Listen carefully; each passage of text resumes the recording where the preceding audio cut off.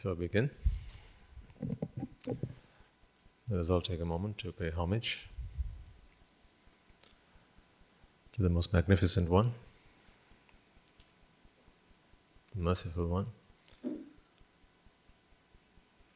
he who is the master and teacher of the 10,000 world systems in which we reside, our Father, our guide, reminding ourselves that we are so extremely fortunate to be His students, followers of the path that He laid down for us. Let us take this moment to remind ourselves why we are here, our purpose, not just here in this room, but why we are here as human beings in samsara. And with that in mind, let us bring our palms together in veneration of the Supremely Enlightened One, the Perfect One, and renew our pledge and our oath to ourselves to free ourselves from suffering once and for all. Namo tassa bhagavato arahato samma sambuddhassa. Namo tassa bhagavato arahato samma sambuddhassa. Namo tassa bhagavato arahato samma sambuddhassa. These teachings of the Buddha that we come and learn with our most noble intention to assimilate and practice. Sometimes it can take a while for all this to make sense. So I wouldn't worry, personally, if I were you, if they all don't make sense at the beginning, in one sitting, in one listening. It'll take a while, and that's fine. In this audience we have young listeners and even younger listeners.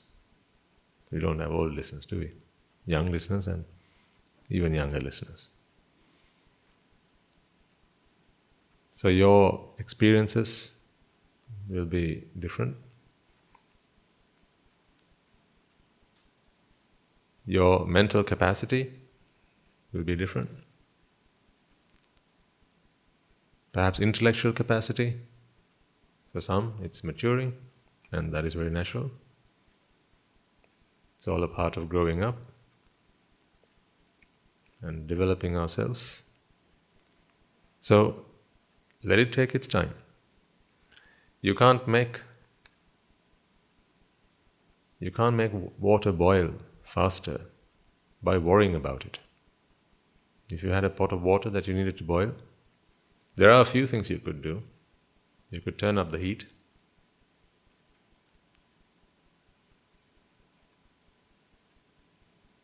Maybe you could empty half of the container, thereby reducing the amount of water you needed to boil. But out of all the things that you could do, potentially, worrying about it is not going to make it boil any sooner.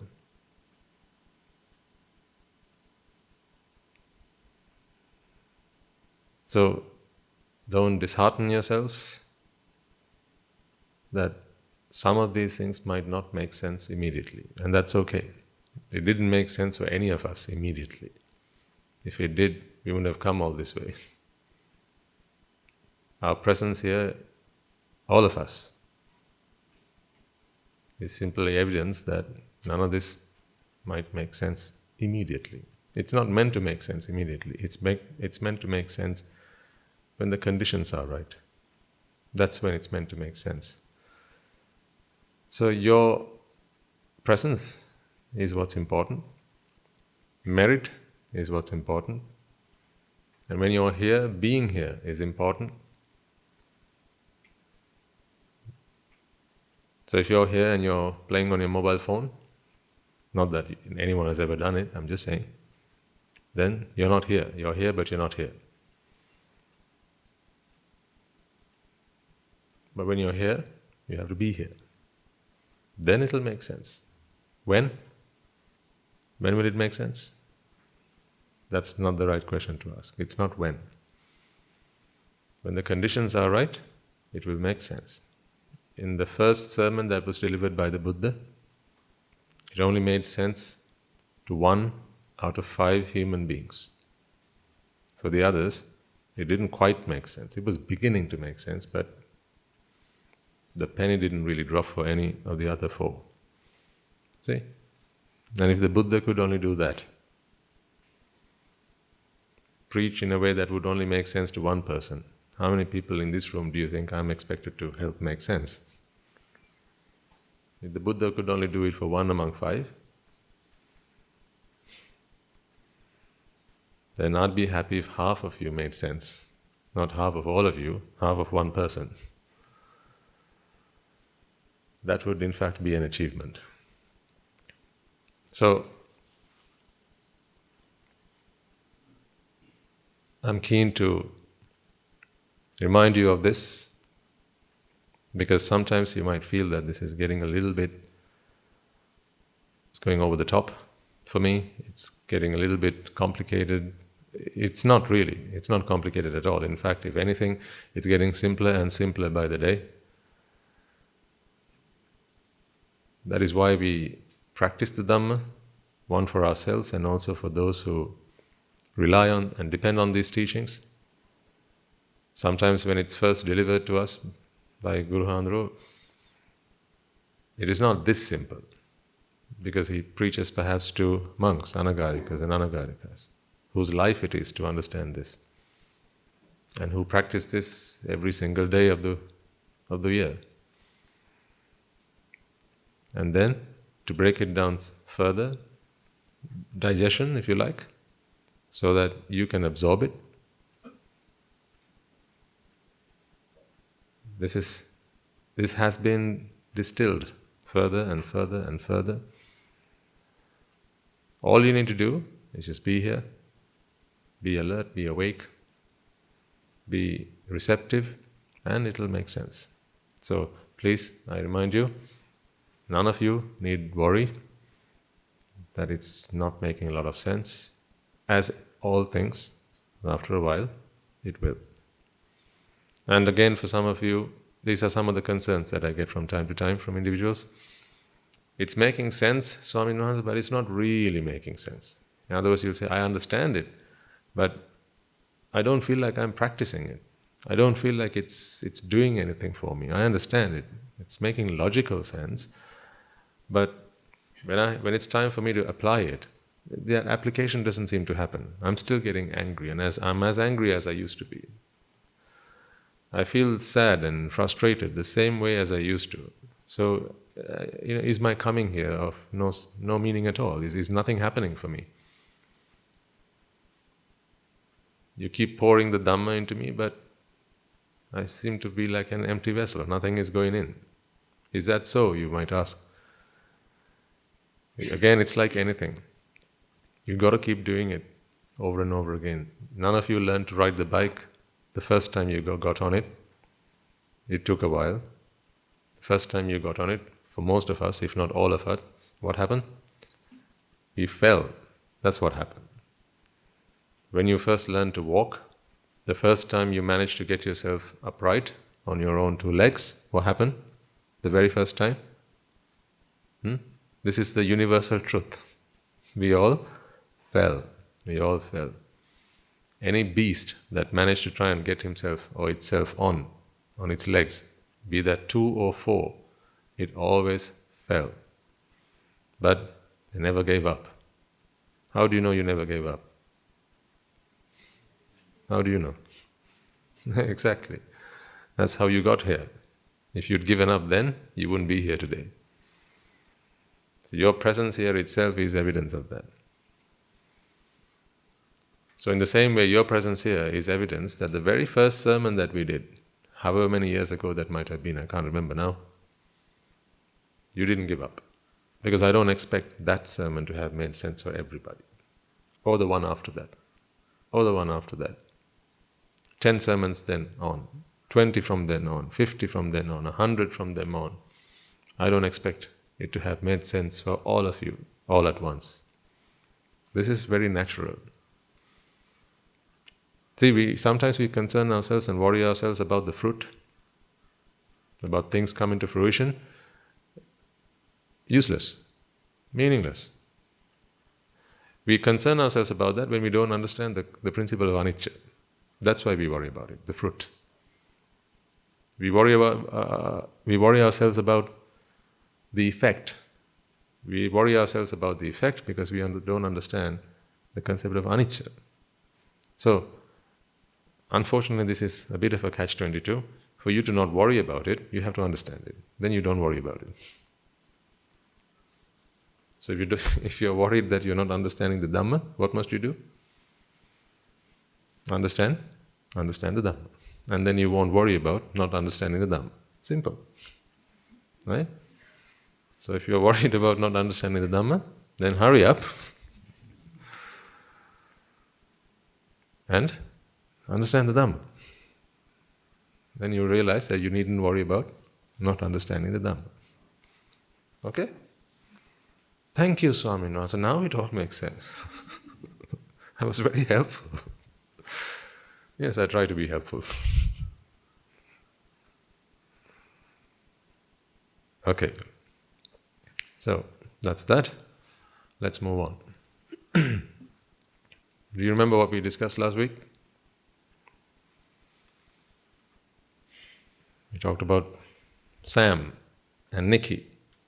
Yes? What else did we talk about? We talked about what you eat.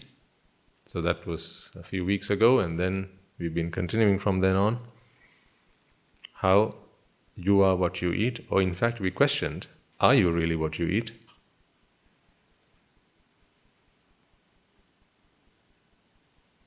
And how through our ignorance, out of ignorance, we look at ourselves and we think to ourselves that we are a certain individual, we think that we are a certain person, a personality, but we don't look at the things you eat and say the same thing. But we know well and truly that all of this physical form, has been constructed out of things that have been put in through our mouths, and nothing else. So I think, I remember I left you last week asking you to contemplate on this truth, to think about it as you go and take your meals, as you walk about, as you do things, as you wash yourself, right? As you take a moment to look at this physical form that you are, I requested that you look at it through this lens, take this perspective, and ask yourself the question, what are you? What is this form? Looking at your arms, looking at your legs, looking at your torso, looking at your body, looking at your head, ask yourself, what are you? And when you begin to look at it that way, you realize that there is not really a physical body, a unit that you can call yourself or the way that you perceive yourself. You give yourselves a name. That is not the person, or that is not the body that you see stood in front of the mirror. That is not who you are. It is only how you perceive yourself. Perception is one, reality is another. Perception and reality don't always match. That is the problem. That is the problem, actually. When perception and reality don't match, then there's a collision. And when there's a collision, there's damage.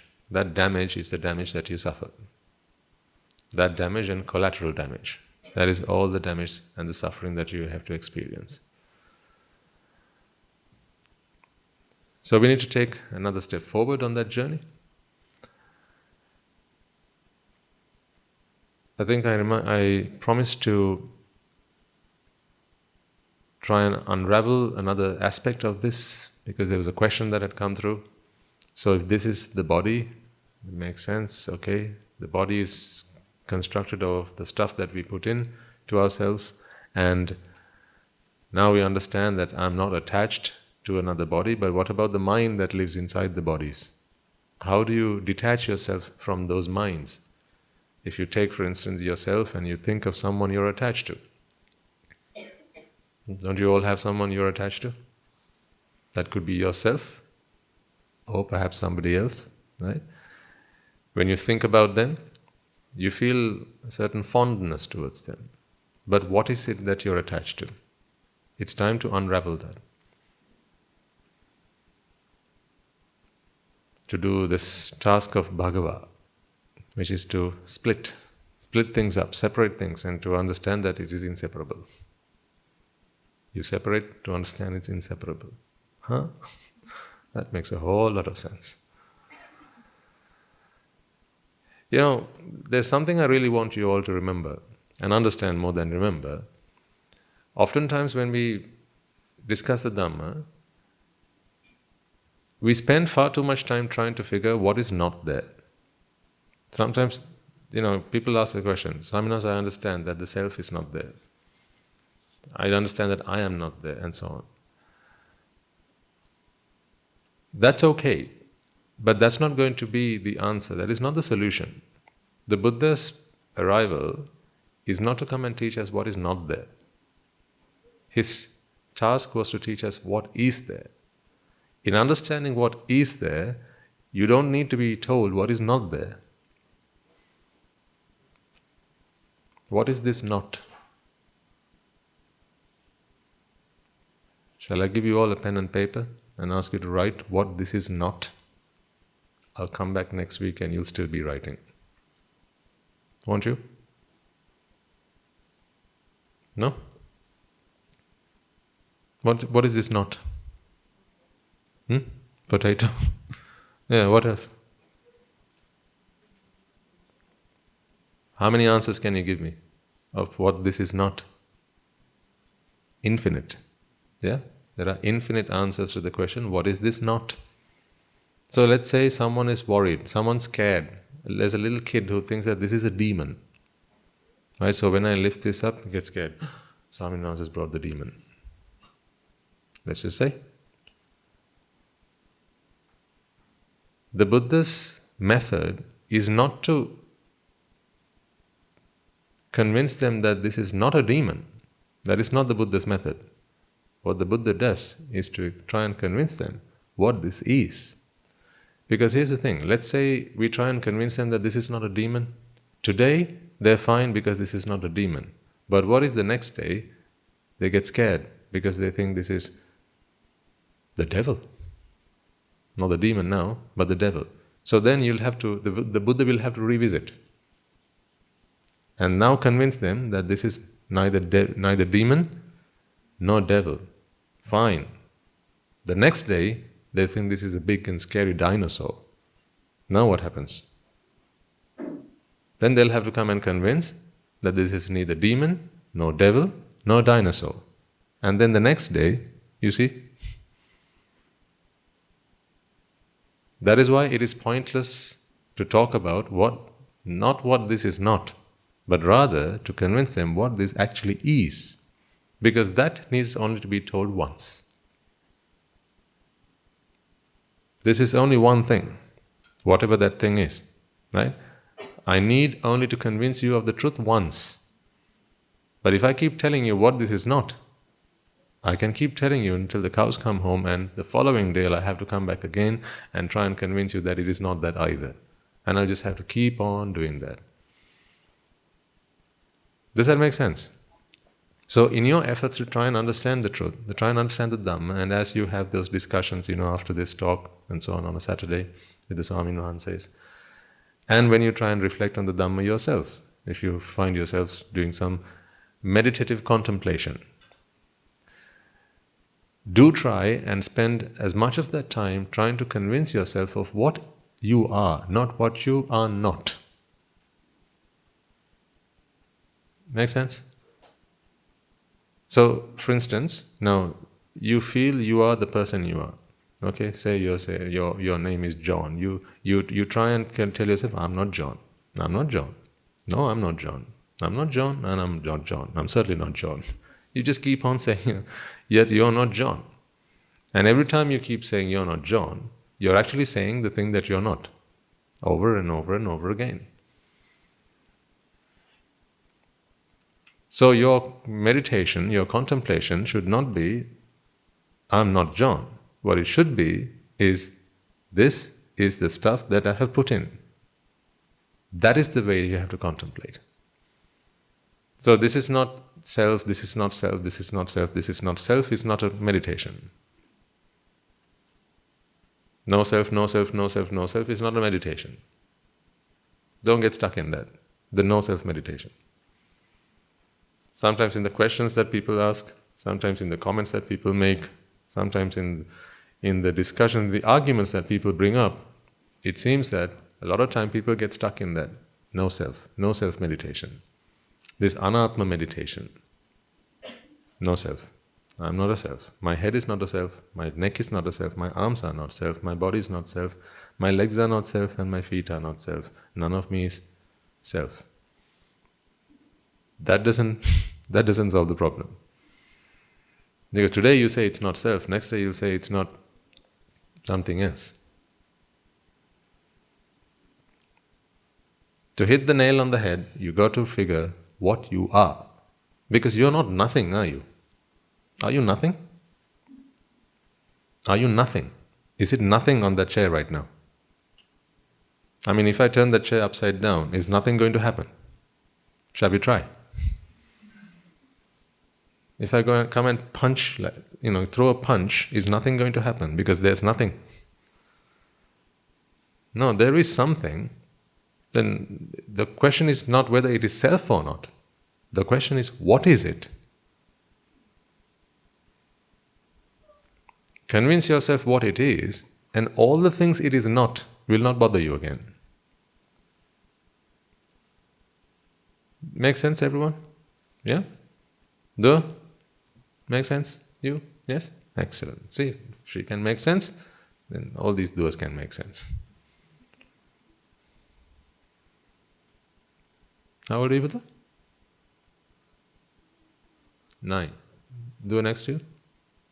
No excuses. Ladies and gentlemen, I have a 7-year-old in my sermon. If she can make sense of this, then all of you, 70-year-old grannies as well, you can all make sense of this. From 7 to 70. You can all make sense. That's why I say, let's swap places once in a while. See what this feels like. You have to try and explain things in a way that is interesting and makes sense to everyone in the audience. So, does that make sense? This contemplation is not about what you are not, and it's not about what this is not. So let's not talk about what this is not. Let's talk about what this is, and then we needn't talk about. We need not talk about all the things that this is not. Because the reason that this will break when it drops is not because of what this is not.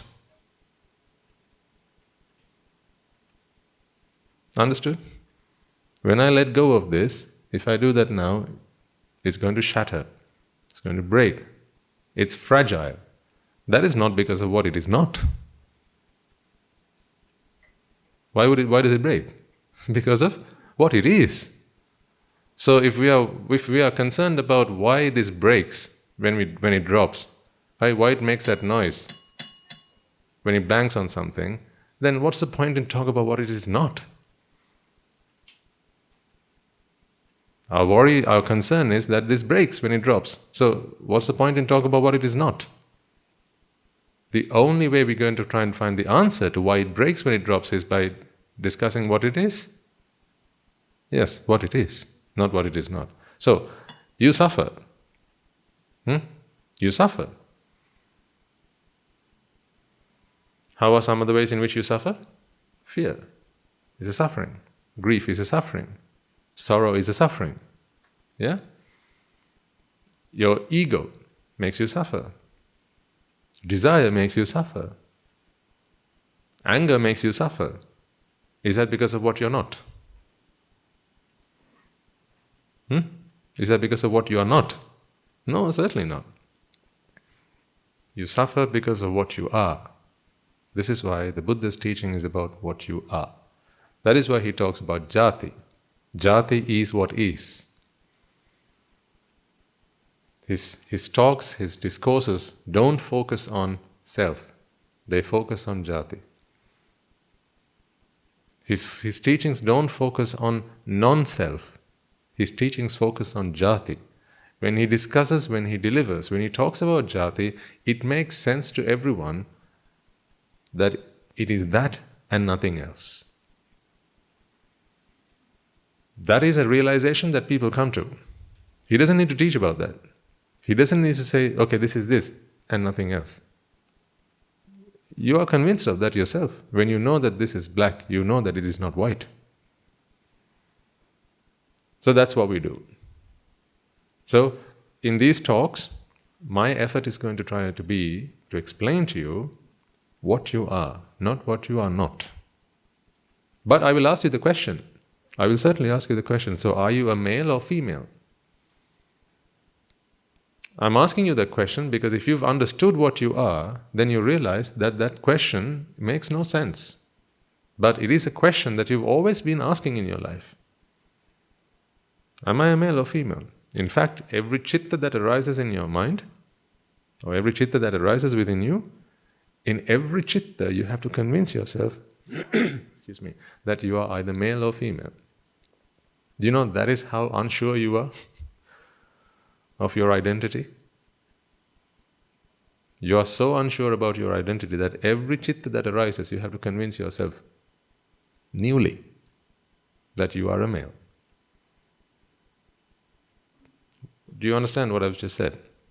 Every chitta that arises, let's say there are 100 chittas that arise in a second. In each of these chittas, you have to convince yourself afresh that you are a male, or you're a female, you're tall, you're dark, you're handsome, or you're short, or you're ugly, whatever it is that you believe. You're blind, you're deaf, you're limp, whatever. You have to convince yourself of this. Every chitta, this has to be constructed in the mind because it is not the truth. A lie has to be repeated time and time and time and time again. Because every chitta that is born newly is a brand new chitta and it does not accept the truth. I mean, it is the truth. The chitta is the truth. So for it to be convinced of a lie, you have to feed it all those lies.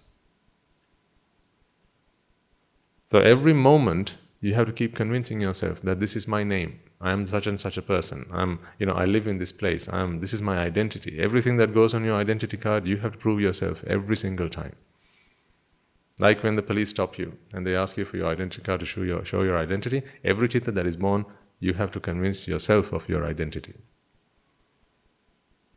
That is how much you are not an identity. You are not an identity. It's just mass and energy. So that is what we need to try and get from here. Right. Let's start talking about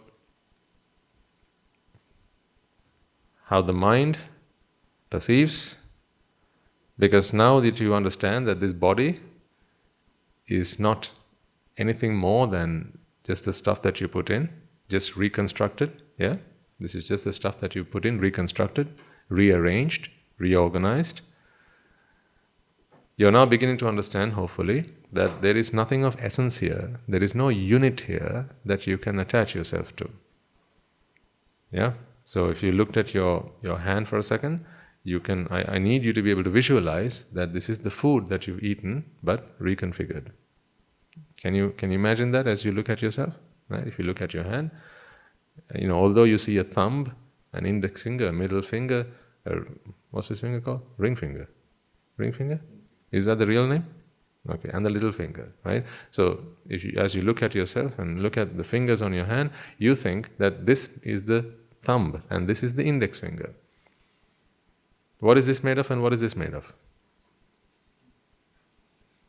Same thing. Did you eat a thumb to get a thumb? No. Did you eat an index finger to get an index finger? No. Let's just say you cut off your thumb and you ate it.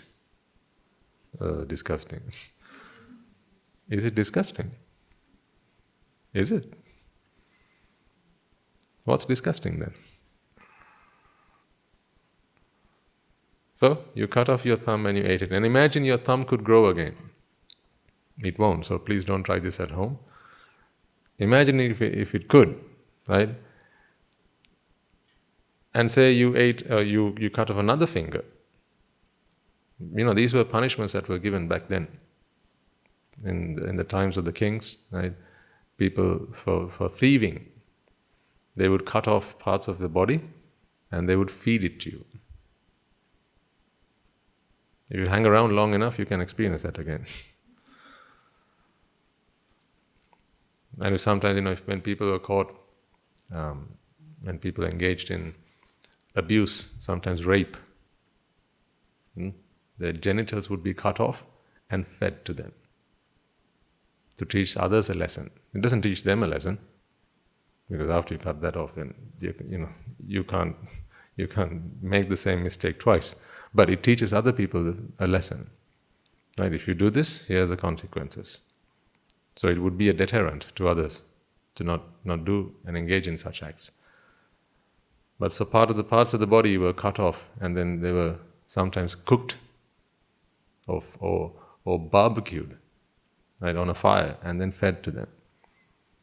They would find it revolting only because they thought that they were eating a part of their body. Just like you can make a punishment a non-punishment. Punishing someone by putting them in a dark room can be made a non-punishment by explaining to them the truth behind it. In the same way, if it's okay to eat fried chicken, why is it not okay to eat a fried finger? You eat chicken fingers, but you can't eat this finger. It feels yucky, right? It's even the thought of it is revolting, is it not? You can eat fish fingers, yeah. But if someone says these are human fingers, how do you feel? Disgusted, right? It's a natural reaction. You feel disgusted because you'll say, "We are not cannibals. I eat meat, I eat fish, eggs, and so on, but I don't eat humans." How did that human become human? How did that human finger take its form? By eating chicken. So you don't eat chicken.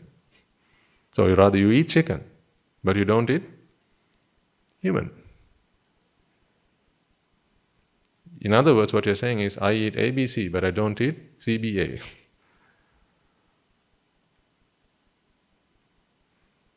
So when someone says, I'm a vegetarian,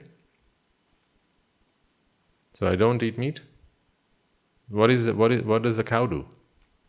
What is beef? Grass rearranged. No? I'm not advocating, being or not being a vegetarian. That's a personal choice, But I'm just questioning, what is this personal choice? How much, do you agree with this? Does it make sense to you? If it does, then carry on. If it doesn't make sense, then just question. Always be open-minded. I think that is a good principle, philosophy to have all your life. Just always be open-minded about anything. When people say, I'm a strict vegetarian. There are vegetarians and there are strict vegetarians. And then there are vegans. So please don't think I'm mocking anyone, okay? I'm not. Although you might feel that I am. I'm not. I certainly am not. I myself was once a vegetarian. I was a strict vegetarian. I took the whole path, right? So I was a non-vegetarian. Then I became a semi-non-vegetarian or a semi-vegetarian. Then I was a strict vegetarian. Then I was a make-believe vegetarian. Others thought I was vegetarian, but I was not. My mother thought I was vegetarian.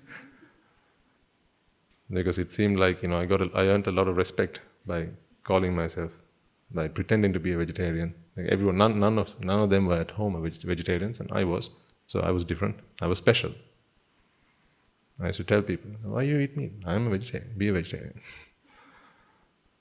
Whatever whatever can be used to make yourself stand out. An ailing mind clings on to that. To make a pedestal for yourselves.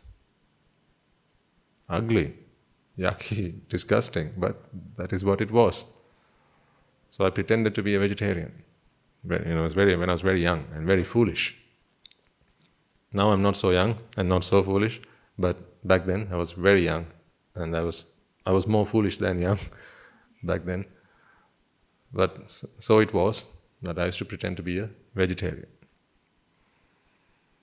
But now I understand that even the mere fact of me, if let's just say I felt like I wanted to be a vegetarian, and then I come out and say, I'm a vegetarian.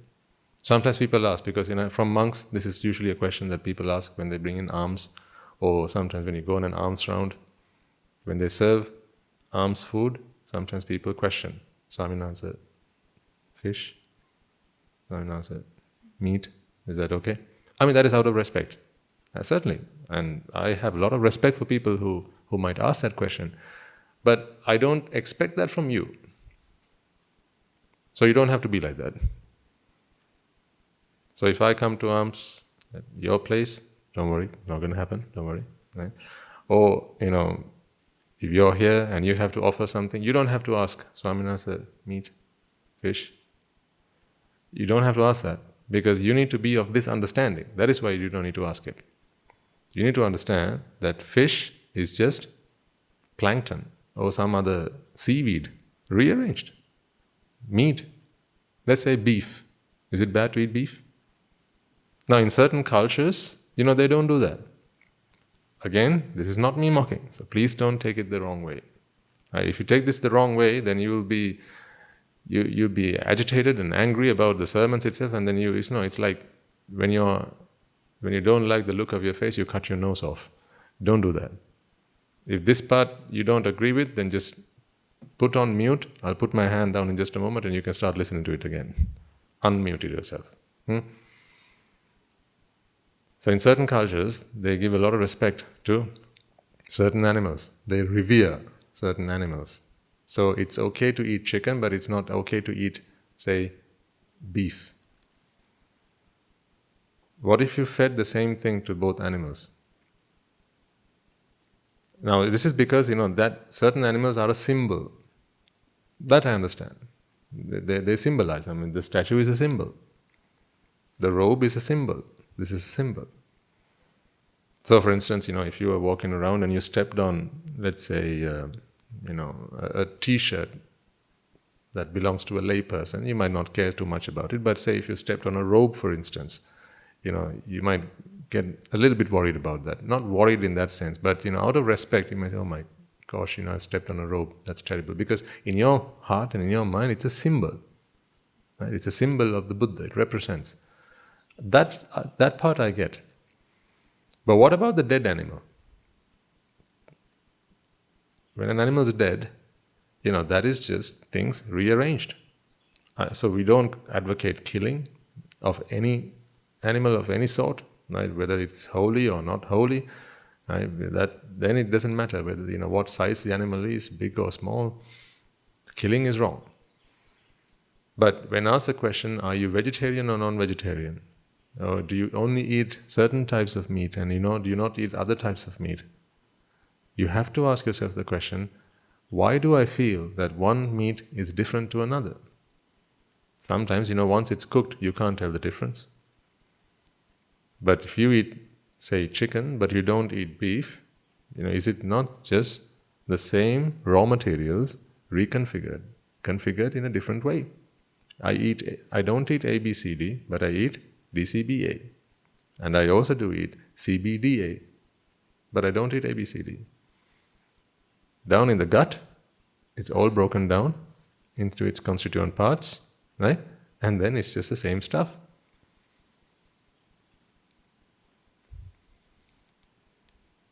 Grass turns to beef in a cow's gut because the cow has DNA that makes it. The cow's blueprint has the code that encodes the nutrients, the elements that go into the gut in that fashion. Whereas a chicken has DNA that encodes the same stuff that goes into the chicken's gut in that order.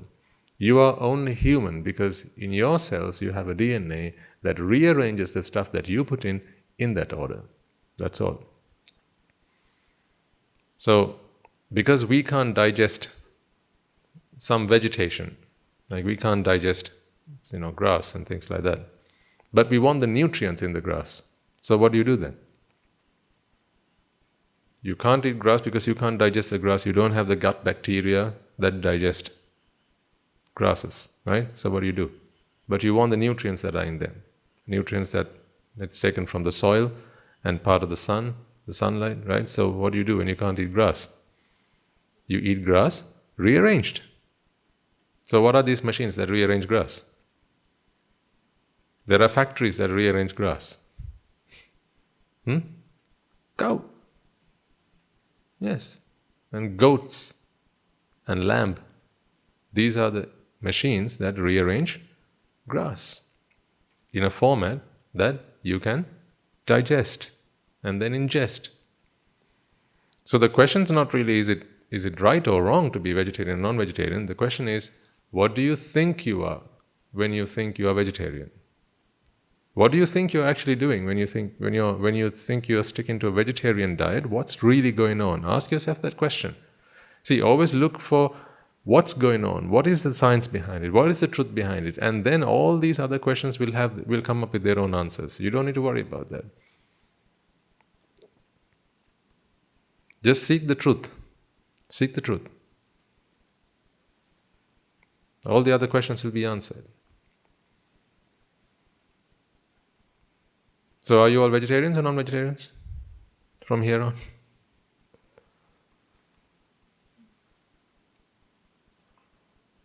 Once again, if anyone feels offended, I don't intend to offend anybody. Right? So please, no offense and hopefully none taken. This is not meant to offend anyone. I don't think I could offend any of you here.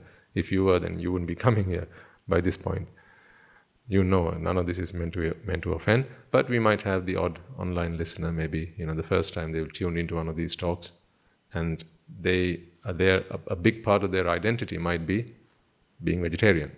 And then the very first sermon they listen to, Swaminathan says, making scathing remarks about vegetarians. No, these are not any remarks about vegetarianism. These are just questions to get people to think. When they make their choices about life, when you make your life choices and preferences, please do understand what those preferences entail. Do understand what those choices entail before you sign the dotted line. Otherwise, you take yourself on a path, you take up a ritual or some kind of practice, right? And you just carry on doing it just because someone said it was the right thing to do, or because it was the tradition in the family, right? And then you just carry on doing it without stopping to question, what is it that I'm actually doing?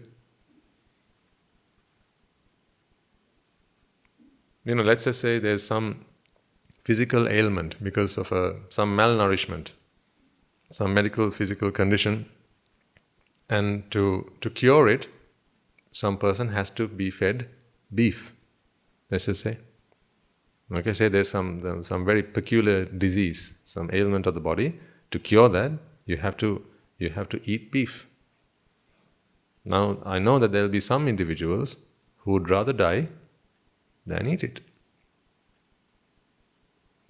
I can think of plenty of people who would rather die.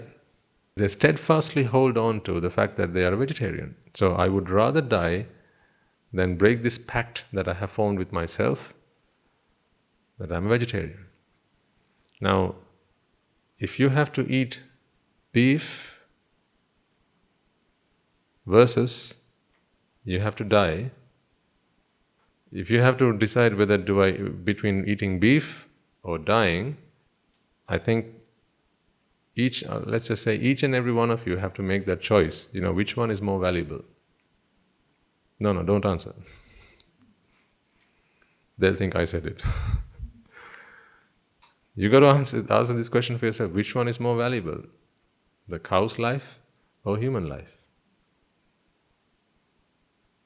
Again, I know people will say, how can you say that? Every life is holy. Every life is as valuable as the other.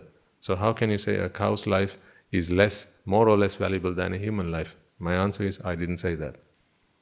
I didn't say that. All I said was, you got to think for yourself. You got to understand for yourself which one is more valuable. Is it a cow's life or a human life? Is it right to kill? Absolutely not. In fact, the Buddha's code of discipline requires us to not consume an animal product if we know that the animal has been slaughtered to produce the meat as an offering. If we know that the animal has been slaughtered to produce meat as an offering, then we have to reject that. We can't accept that.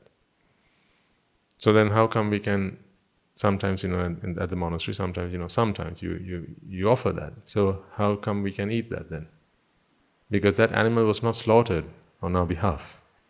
That we know. Then you'll say, but was it not slaughtered for someone? And is that someone not you? No, that's not the point. It cannot be slaughtered to be fed to a bhikkhu or a monk or a member of the Buddha Sasana. It is slaughtered, yes, of course it is slaughtered to feed somebody. They don't just slaughter animals for the sake of it. They slaughter it to feed somebody, but it cannot be slaughtered to be fed to us or to offer to a monk. Then we have to reject that. See, the concept here is, the Buddha laid down these rules because of all the things that people used to say back then. They expected a different kind of lifestyle from a monk. They expected that monks ought to be sometimes vegetarian, because back then in society, people's holiness, their virtuousness was measured in those ways. If you are a vegetarian, you are considered to be more holy and more virtuous than a non-vegetarian. You could be the worst man, or the worst human being known to mankind, but if you were vegetarian, you were holier than the rest. You could be a robber, you could be a philanderer, you could be a murderer, but if you were vegetarian, then you were more holy. Right or wrong? Don't ask me that.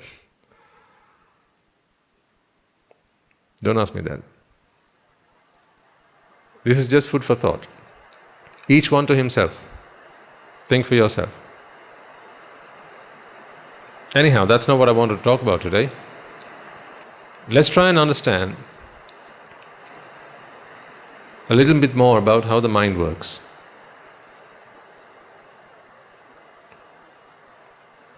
Because all this is to help free the mind from its bonds, from its attachments. A big part of what the mind is attached to is this pumpkin that you bring and sit on these chairs. But once you are able to free yourself from that, there is still more to do.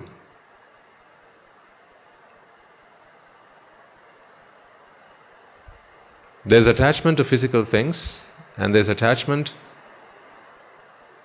to sensuality. These are two different things. It's a bit like this.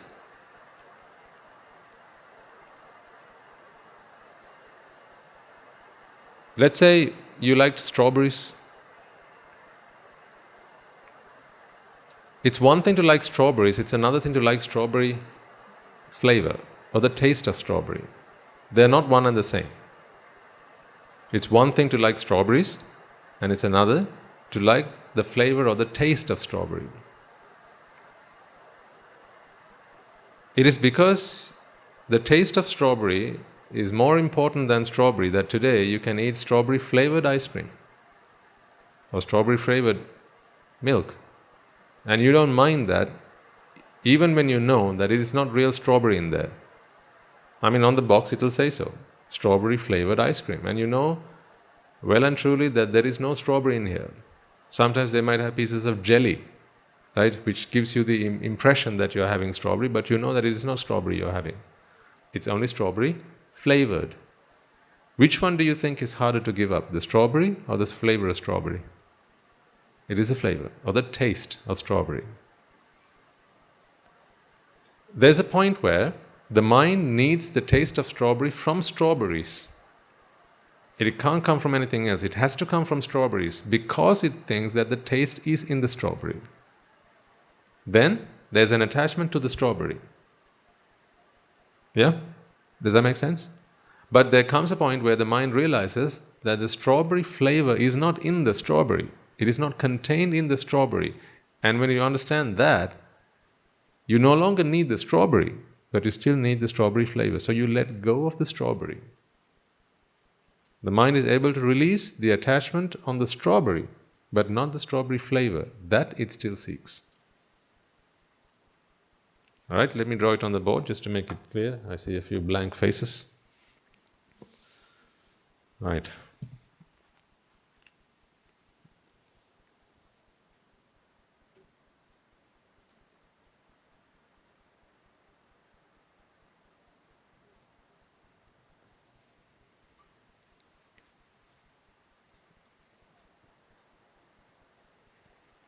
Strawberry. This has the flavor of strawberry.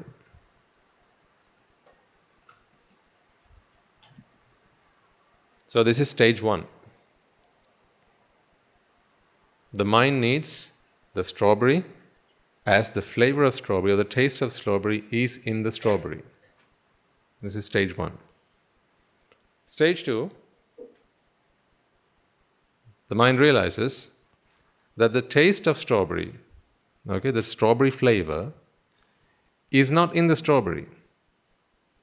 So, let's just say I'm going to draw a flavor, something like this. What is the blue dot? The taste of strawberry. Strawberry flavor. Okay? So strawberry flavor is contained in the strawberry. Okay? Understand though? Yes. Strawberry flavor is contained in the strawberry. This is the view that the mind initially holds. So if the strawberry flavor is part and parcel of the strawberry, then to enjoy, I need what? For pleasure, I need strawberries. I have to eat strawberries. There comes a point where you realize that the strawberry flavor is not in the strawberry. That flavor is distinct to the object. Flavor is one, the object is another. Now here's what happens. When you realize that,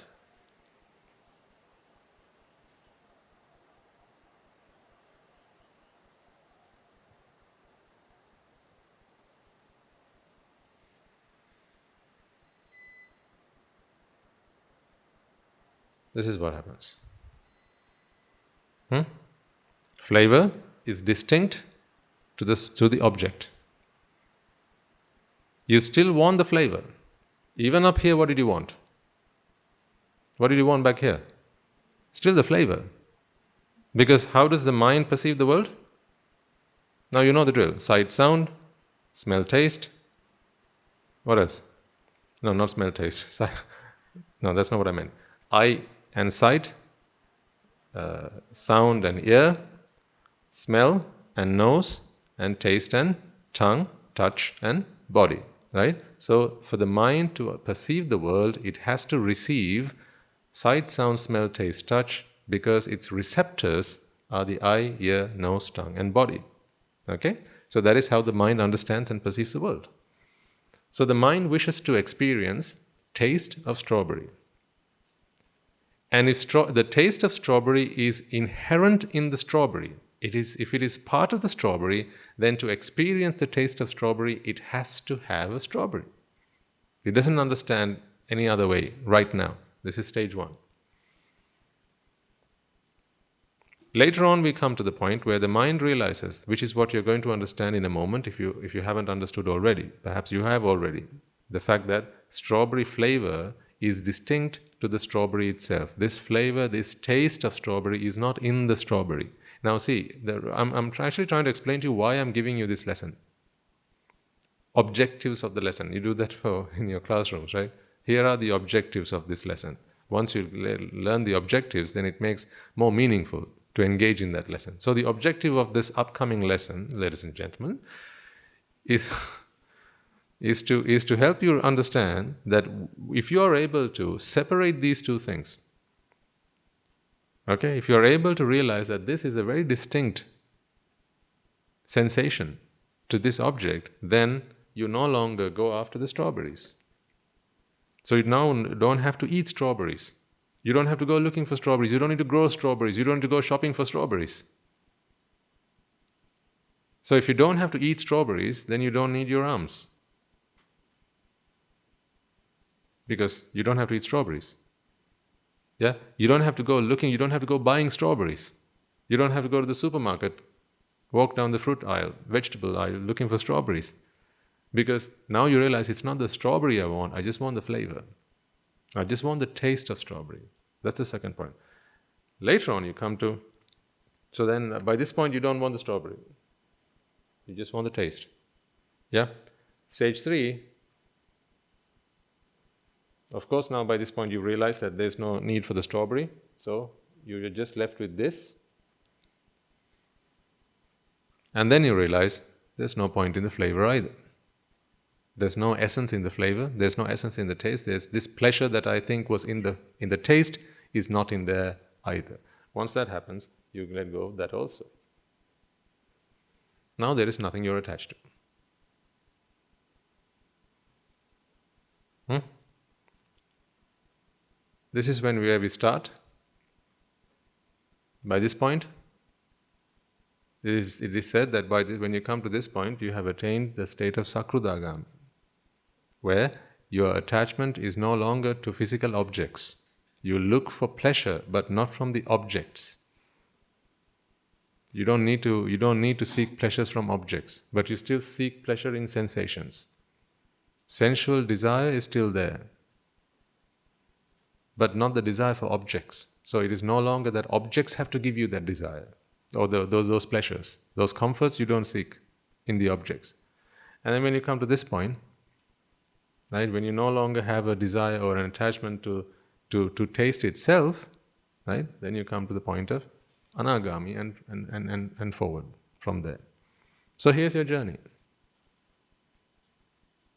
So the whole point of me trying to explain to you that what you are, these bodies are essentially just matter reconfigured.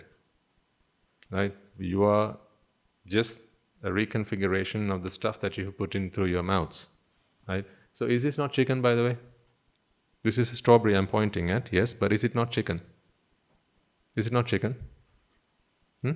It is. How so? A chicken died in your backyard, right? 3 weeks later, it was part of the soil, and then you had a strawberry and you threw the seed, right? And then from there grew a strawberry plant. And now you have a strawberry tree. Do they grow on trees? No, vines, right? Strawberries? Trees? Bushes. Thank you.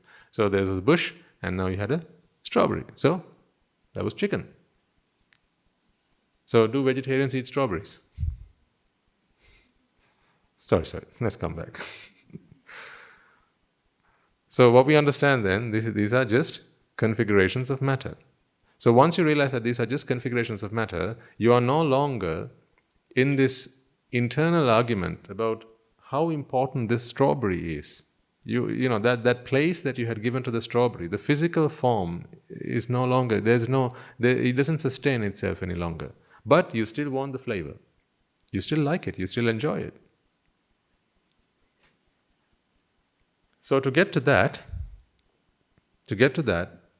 I need to have this discussion about whether the sensual experiences that you have, the sensations that you have, are actually in the object itself. Now this is a conversation we had a while ago, but it's time to bring that back here because we've started discussing how these objects are formed, and then that will complete the picture. As we're talking about strawberries and their flavor, it is a really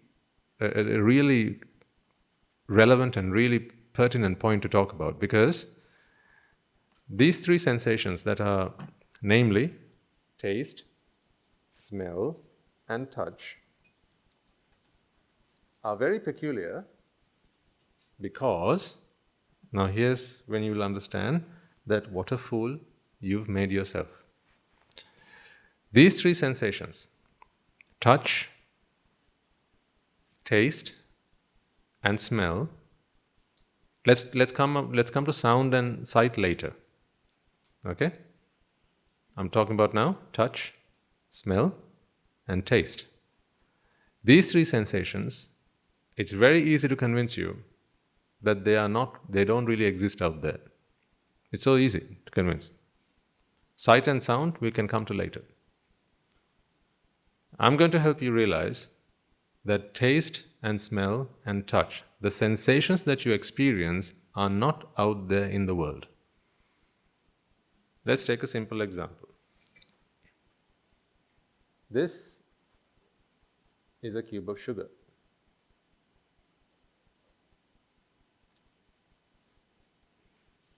What is it? A cube of sugar. Okay? We've talked about this before. So this will serve as a reminder for some, and if you weren't there back then this will help you to understand. Your tongue, being the taste organ, or the organ of taste, does not really sense tastes. Now this will sound really absurd because we've learned all our lives that the tongue senses taste. In fact, so much so that when we learned the tongue, we split it up into its regions, didn't we? Down here was sweet, yeah, and on these sides, sour. Something sour, yeah. Then you had at the back, bitter, and they said why it is bitter there, because it is to stop you from swallowing things that might be harmful to the body. Yeah, that's a nice argument. Like when you take medicines, like pills, prescribed drugs are typically, they taste bitter. Prescribed drugs, because young children, they're not supposed to take drugs without the knowledge of their parents. And young kids, they don't like bitter taste. Typically, nobody likes bitter taste. But usually, young children, they don't like bitter taste. So if they ever put something in their mouths and it tastes bitter, the tendency is, chances are they'll spit it out, as they are supposed to, because without the knowledge of an adult, a responsible adult, they're not supposed to take it. So that's a reasonable argument. And then, so we have sour, bitter, sweet. What have I missed? Salt. Where's that? Anyone? Yeah? Yeah? Where? Middle. Yeah. Okay, thank you. Salt, sour, bitter, sweet. That'll do. If you sense anything else, it's somewhere. It is somewhere. You also now have umami. Umami, yes. Umami. We talked about umami. Were you there for that sermon? Talked about umami a long time ago. Yes. Umami. So that is the taste of MSG. Monosodium glutamate. What we refer as Ajinomoto. That is a brand name. But the chemical name is monosodium glutamate. It's what gives flavor to your dishes. Used a lot in Asian cuisines, right? Chinese, Mongolian, that sort of thing. It's used a lot. So that is the fifth taste that scientists have recently discovered. So anyhow, the truth is that your tongue doesn't taste any of this. So your tongue is not a taste organ. What the tongue can do is this, and hear me out. What the tongue can do is, it can detect certain molecular shapes and trigger an electrical impulse. That's what the tongue can do. So it doesn't pick up taste. What it picks up is molecular structures, shapes of molecular structures, right, and trigger an electrical impulse. So where's taste there? There's nothing to do with taste there. See, if I were to put this tongue under the microscope, okay, you'd have something like this. So this is the surface of the tongue. So this is the tongue. This is part of the tongue. Magnified. Okay? This is the tongue. Magnified. So this is the surface of the tongue. And here you have a structure or a shape which is able to detect molecular shapes. Now you see this sugar cube? This sugar cube can fit nicely into this slot. So free roaming sugar cubes in the substances that you put into your mouth, say you're taking a soft drink, right? So these sugar cubes, obviously they're not as cubes, they're dissolved sugar, but just to keep it very simple, I have a 7-year-old in my audience. I have to help make sense to her as well. So there's a sugar cube. Imagine this is how sugar comes, and it's floating in the food that you have taken into your mouth, okay? And it's floating around in the liquid. So you drink it, and these sugar cubes, they're not looking for anything, but as if by coincidence, this sugar cube just goes and fits into this slot in the tongue. All right? What happens now is, the moment that happens, this is connected to a wire. It's a wire. Your nerve cells are wires. And what do wires conduct? Electricity. So they conduct an electrical current. So what happens is, the moment that this slots into that slot, an electrical impulse is generated. This electrical signal now goes all the way from tongue through the respective nerves, right, and your spinal column. No, it doesn't go that way. It goes up through your brain, through the back of your head, into the part of the brain that is responsible for taste. So that electrical signal was what was required in the relevant part of your brain, but this instrument that we call the tongue is the only instrument that you have. Let me know if you have another that can do this. This is the only instrument in your body that can trigger an electrical impulse when impacted with a molecular shape. That takes the signal right down to your brain's taste center. To your taste center. So what does the tongue do again? Molecular structure, impact, electrical signal, taste center. Right, think about the nose for a second, which is another organ. Same principle. Molecular structure, impact, signal, now to the which center?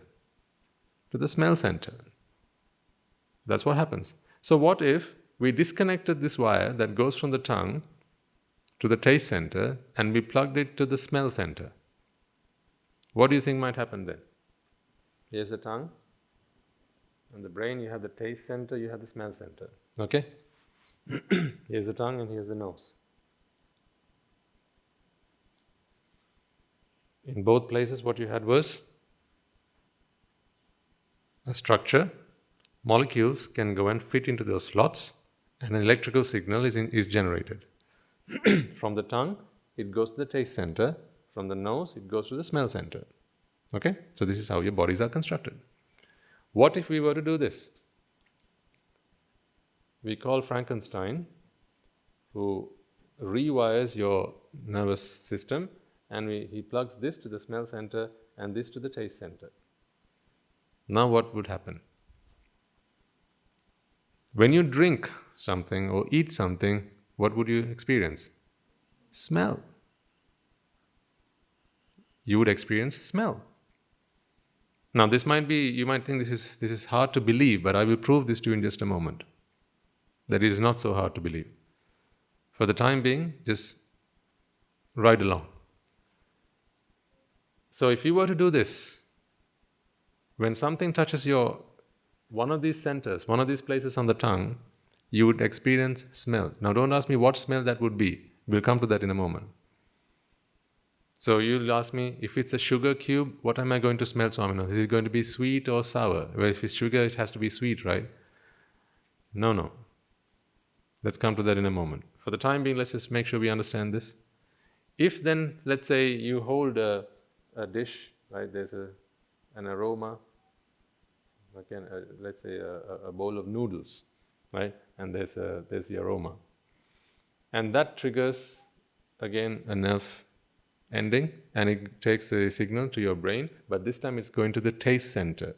So when you hold that to your nose, maybe a rose, right, or this bowl of noodles, now what's going to happen to you? Are you going to experience smell or taste? You're going to experience taste. So, dear children, what does that convince you? What does this teach us? Is smell and taste characteristics of objects, or are they simply the way the mind, along with help from the brain, experience things that happen in the outside world? Is it the first or the second? The second one. The very fact that you could just crisscross these wires and experience a different sensation is evidence to you that neither taste nor smell are intrinsically in the object. They are not contained within the object. That is why you can do this. So you might ask, well, is it really possible, Swaminas? Are you really suggesting that this is possible? Well, here's my evidence of that. Now this you can, no, don't try it at home. If you were to take a log or something, some hard object, and bang yourself on the back of your head, what happens? If you ever had a fall, or someone hits you on the back of your head, maybe you go and bang your head on a wall, what do you see? You see flashes of light, right? But did you actually see light? Were you actually looking at a light source? No. So if you weren't looking at a light source, how come then you saw light? Now we learned this at school. You all remember this. This is, we learned it for basic and simple science, right? Why is it that you see flashes of light when you are hit on the back of your head?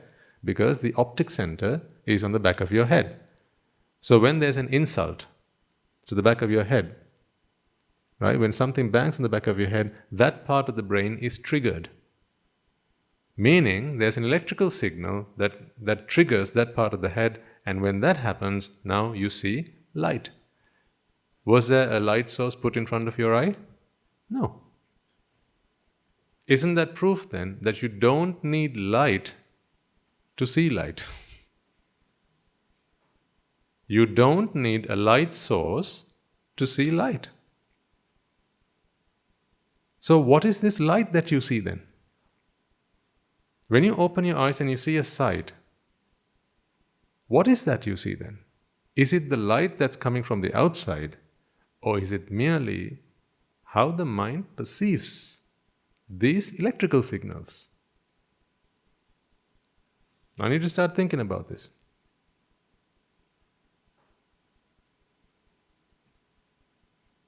Think about this. Let's go through that again. When we open our eyes, the eye receives light from the outside, falls on the retina. You know the story here, right? Electrical signal goes to your optic center and you see. It would be wrong, would it not, to think that what you are seeing, or this, right now you can see things, right? You can see things. I need you to get out of this thinking that what you are seeing is actually what the eye is seeing. That is not what you are seeing. The way you perceive this world is not something that your eye does. It's actually what your mind does. So things on the outside are actually not like this at all. They're not like this at all. Your mind is creating this world that you're perceiving right now. This is your mind's interpretation of the world. This is your mind's interpretation of electrical signals that the brain receives, but because it is received in different centers of the brain, different rúpa are generated as a result.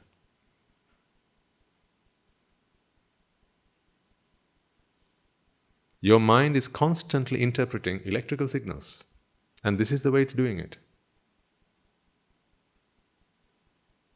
See, this is as much an electrical signal as this. This light is triggering a cell in the back of your retina which generates an electrical signal. Yeah? This sound, or this vibration rather than a sound, this vibration, this is a vibration. Right? Air is, so as I knock this table, yeah, the air that is in contact with this table vibrates. Okay, it would be wrong for me to assume that everyone's been in that science class. So that is why I'm going down to the basics. Okay, so please don't think I'm condescending to anyone. I'm just explaining simple, basic facets of science because there are very young members of the audience and they may not understand this. When I clap, what happens is the palms of my hand vibrate. And when it vibrates, the air that is in contact with the palms of my hand begin to vibrate. So there are air molecules, right? So your oxygen molecules, your nitrogen molecules, whatever, just air, they all vibrate. These vibrations, one vibrates, the next, and that carries on. This vibration carries on until it reaches your ears. And at that point, your eardrums vibrate to the same frequency.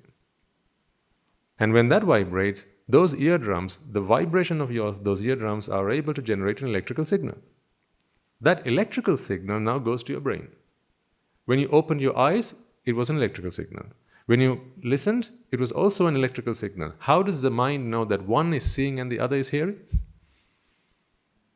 How does the mind know this? That is what the brain does.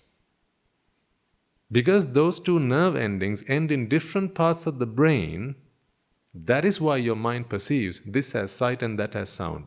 As I say, if you were to crisscross these wires, now you wouldn't be able to tell that this is sight and this is sound. If I were to unplug the wire that goes to your brain that carries your sound signals and plug it, say, to your smell center, when I do this, you go, nice.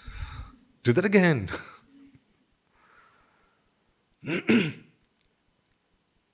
They would. So our brains are wired so that your brain can help the mind interpret various stimuli that come from the outside. But it is not sight, nor sound, nor smell, nor taste, nor touch that the mind receives. The mind ultimately only receives an input from the brain, and the brain only picks up electrical signals. See, just like the same current that lights up the bulb turns the fan. It's the same current, right? The same electrical current that comes from the electricity board down through the wires, right, into your home, right, down to the what do you call that thing? Help.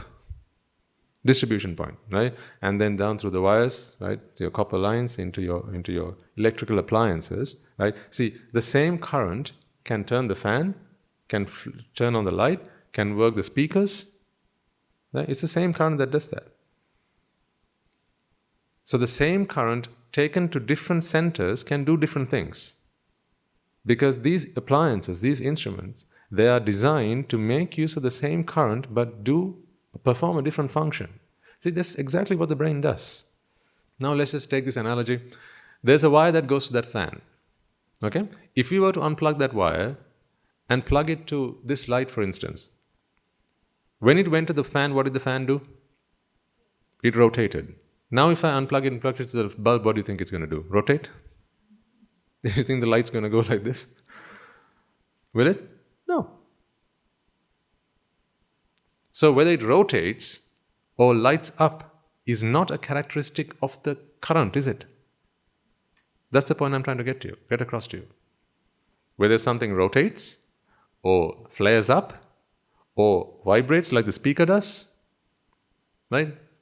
The camera, right now, it's using the same current that is sent from the board, electrical board, to light or to turn a fan. It's using that to capture electrical impulses on a digital board. So, is it the current that does that? Is it the current that does that? Do you think the current can turn an object? Do you think current can light an object? No, it's the device that makes use of the current to convert one form of energy to another form. Now we learned this is really basic stuff. Conversion of energy From one form to another form. Now take a moment to think about what goes on in your brain. This is a form of energy. We call it sound energy. Actually, it's not sound energy, it's vibrational energy. Okay, this is a form of energy. This vibrational energy, vibration is just movement, that's it. See, you're not hearing this, are you? You're not hearing this. As in, you're not hearing a vibration, you're hearing a sound. You see the difference between the two? What is out here are really vibrations, but you don't hear vibrations, do you? You hear sound. When you hear sound, do you feel like you're hearing a vibration? No. In the same way, when you see a sight, you might think that you're seeing light, but it's not light that you see, because light never reached your mind. It didn't even reach your brain. Light can only go as far as your eye. From there on, it is no longer light. From light to brain, electrical current, from brain to mind, it's something else. These are all translations, conversions that happen along the way. Does that make sense to everybody? Yeah? These are conversions that happen along the way. So if that is the case, why then do we think that the sights, the sounds, the smells, the taste, and touch that we experience, we get from the objects? Why do we feel that it is intrinsic in the object? Why do we feel that the object contains the sound? The object contains the smell. Take a moment, you actually do feel this way. And my ask of you is to try and break that bond. Begin to understand that taste doesn't come from the thing that you put into your mouth. So what taste is chocolate? What does chocolate taste of? What does chocolate taste of? Don't tell me chocolate now. And don't tell me sweet either. Because sweetness, the taste of sweet, or the sensation of sweet, is not something that is contained in chocolate. Chocolate is just molecules. Let's take a glucose molecule. It has a shape.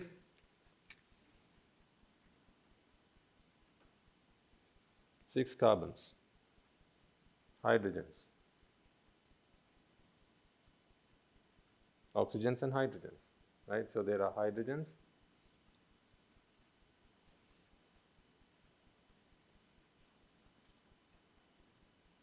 where does the other hydrogen go? 6 carbons, 12 hydrogens, and 6 oxygens. Can I just leave it as is for the time being? Okay. So there are 6 oxygens that have to go, this is in a shape. Now that makes sense, right? So 6 carbons like this, excuse me, and the oxygens and the hydrogens. Okay, so it's a hexagonal shape, but for simplicity's sake, this is what we have. So this is a molecular shape. This molecular shape is able to go and fit into a part of your tongue. There's a slot for it. So where you say the tongue has the sweet center, right? There, the tongue has receptors that are complementary to this shape. So how do you say then that it is sweetness that you experience in the mind? Beg your pardon, in the chocolate. This is just a shape, a molecular shape. How does a shape have a taste? What taste is a circle? What is the taste of a circle? What does a circle taste of?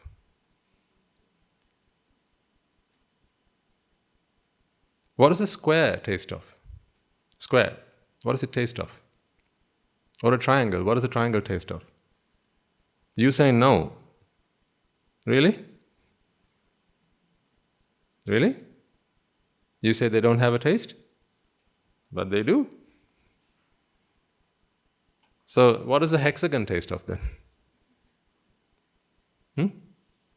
You have an answer. You will tell me that it tastes of sugar or sweetness. So how does that happen then? These shapes, they have complementary receptors in the organs that are part of your body, and when those two, then the shape and the complementary receptor come into contact, an electrical current is generated, and that electrical current travels to your brain, and then the brain does the job of interpreting, or translating rather. It translates it into rasa rúpa, or taste rúpa. That is what the taste center of your brain is able to do. It doesn't convert it into sight. Neither does it convert it into sound or smell. What the taste center does is it converts that electrical signal to a rasa rúpa. If that signal, that current, that nerve fiber was rewired to the optic center, then what you get is a rúpa rúpa. Because what the brain does is it doesn't care where the current comes from. It doesn't actually. The brain has no concern at all where the current comes from. As long as there's an electrical signal that arrives, the brain's job is input, transform, output. That's it. Because the brain's job is to serve the mind. The brain is the mind's slave. It will either take inputs to it, or it will take outputs away from it. That is what the brain is there to do. Serve the mind. That's what the brain does. And also, it maintains the rest of this body, right? It orchestrates the functions that keep this body intact so that the mind can use this as its home. Because the mind needs the body so that it can understand the world. The mind needs the body so that it can experience sights, sounds, smells, taste, and touch. Because it is not just enough to have an eye, a ear, a nose, and a tongue. Because it also needs a digestive system. Otherwise, how can it replenish? How can it repair? How can it maintain? How can it carry, all the unwanted substances out of the body? All of that is necessary to perform this job. So, start to think of these bodies as this is the housing for the mind. This is the palace in which the mind lives. Right? This is the cell in which the mind lives. The mind makes use of this body to experience the world.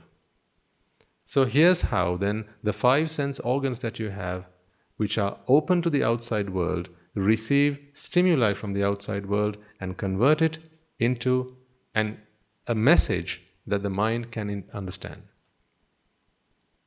So now, do you understand? Would you accept then, if I were to tell you that chocolate doesn't taste of chocolate? Are you willing to accept that now?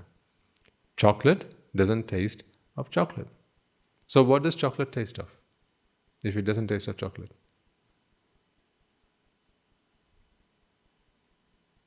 What does chocolate taste of?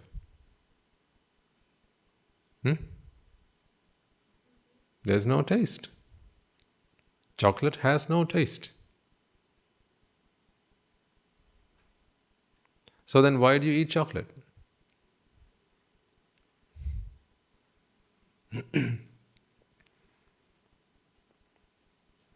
Now, I'm also going to explain to you something a little subtle here, but you can all understand if you pay attention and listen carefully. I asked you the question, so then why do we eat chocolate? You'll tell me, I eat chocolate, Swaminatha, because I want the taste of chocolate. That's why we eat chocolate, clearly. What I need you to come to right now, or just for the moment, for the time being, the understanding that I want all of you to come to for the time being, is that the taste of chocolate is not in the chocolate. But of course I understand and I agree with you that if you didn't eat chocolate, you don't get the taste of chocolate. So you can't just take a lemon and squeeze it on your tongue and say, if the chocolate doesn't have chocolate taste, then I could just do just about anything and get the same taste, couldn't I? No, it doesn't work like that. That is because of the way your brains are wired. See, your tongue is wired a certain way. And you can't change that wiring, can you? You can't just change the wiring of your body. See, it's so intricate. You can't change it. It's so complex. If you were to unplug the nerve endings here and plug it somewhere here, and now you can just squeeze a lemon. So these are the sour centers, right? So here you have the sweet center, here you have the sour center, right? If you were able to rewire them, okay, and then squeeze a lemon, now you sense sweet. I need you to understand that is not because the lemon has sour and chocolate has sweet. That is the bit I want you to understand for the time being. If that were the case, this would not be possible. What would not be possible? Rewiring would not be possible.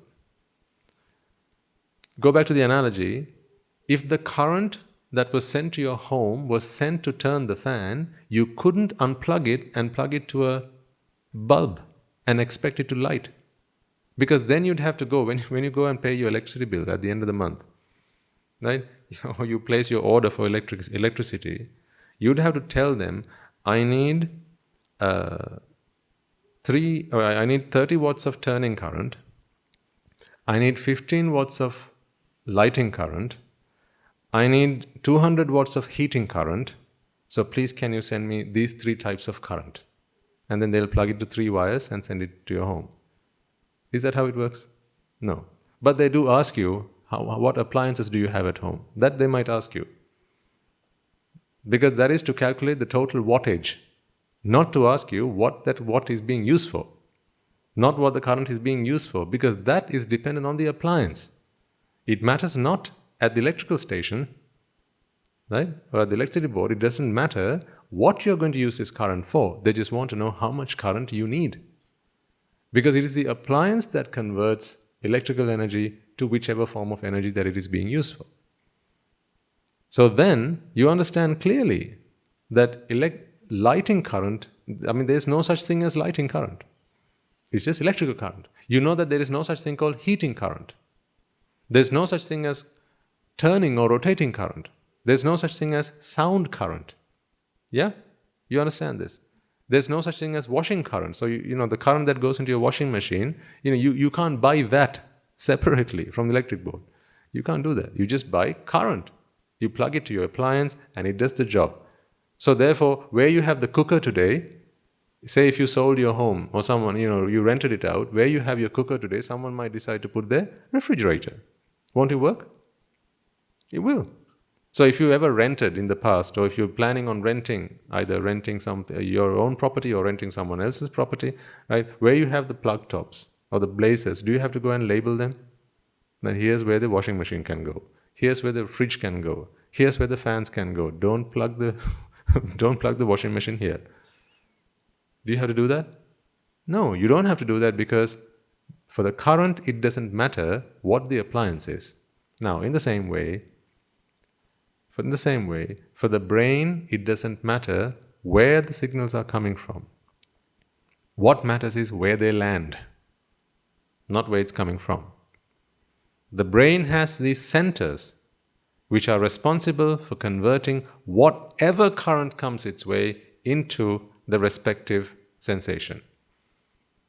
That is why you can rewire your sense inputs and you'd still experience the world, but in a slightly different way.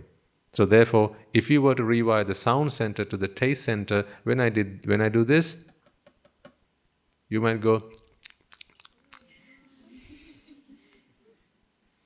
That would be possible, because we've rewired, right? But remember, the brain hasn't stopped at simply taking the input, because the brain cannot interpret. The brain can only translate. They're two different things. Yeah, interpretation is one, translation is another. So the brain does the job of translation. It does the translation so that now the interpreter can interpret. And who's the interpreter? The mind is the interpreter. So all the way until the mind, ladies and gentlemen, there is no sight, no sound, no smell, no taste, no touch. All there has ever been is light. There's been light. There's light out there, yes. But no sight. Light and sight are not the same thing. Vibration and sound are not the same thing. Yeah? Molecular structures and smell are not the same thing. You don't smell molecular structures. You smell rose. You smell chicken. You smell soap. This is what you smell. You smell jasmine. But you don't smell shapes. So you don't smell, I smell squares today. You don't do that, right? What's that hexagon I smell today? You don't do that. But that is what's really out there. Shapes. And you don't taste shapes either. Yeah, you taste sour. You don't taste octagons, or you don't taste octagons. You don't taste those things. You taste the taste of things. You taste flavor. Flavor is not contained in the food. It's not contained in anything you put into your mouth. All there is are shapes. And the same goes for touch. Now this can be good for any of you who are engaged in any physical activity, maybe doing some exercise. I think I probably mentioned it briefly in last week's talk. When we do exercise, you feel exhausted at a certain point. Right? Say you want to do a few push-ups. Right? Maybe you promised yourself, I'm going to do 2 push-ups every day. That's the most I can manage, but I'm going to do 2 push-ups every day for the rest of the year. So you start your new year with that ambition, with that goal set for yourself, right?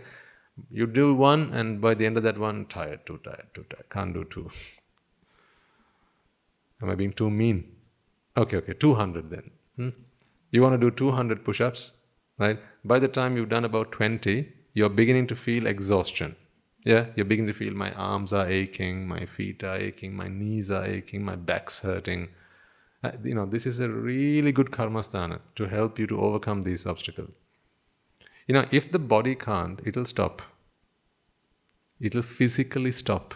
Your body will stop. Now, this might go against medical advice, because medical advice says, if it hurts, stop. Because that is the body's natural way of telling you enough. So, I agree that if something hurts you, then don't continue doing it. It doesn't help, especially if you are recovering from something. And doctor's advice would be, when you try and do it, if it hurts, stop. That's good. Right? So don't continue. Stop. But my point is this. When you feel an ache,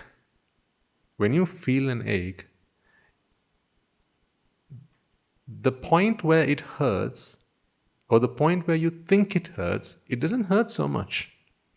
Because actually, there is no hurt there. There's no hurting there.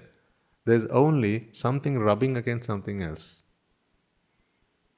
Now, take the example of, say, I pinch my hand.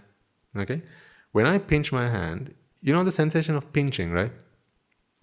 Just do it for yourself for a second. As you pinch yourself, you know this feeling? That feeling is not here. It feels uncomfortable. It feels painful. Yeah? That pain is not here. That is how the mind interprets that signal that comes from the brain. The brain is translating electrical impulses right now as you do this.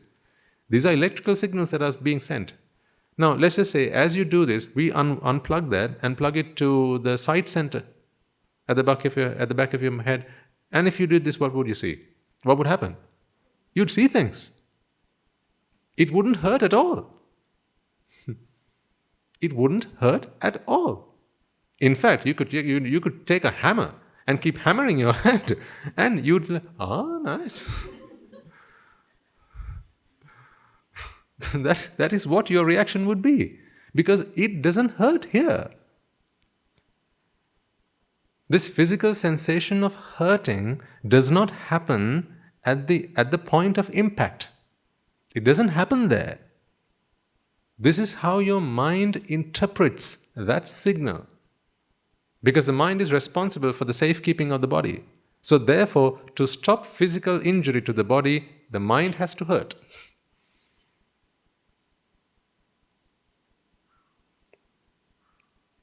Now, to ensure that traffic flows properly on the streets of the town, who do the authorities have to hurt? They have to hurt the drivers by fining them if they drive on the wrong side of the road, if they drive on bus lanes, right? You have to fine the drivers.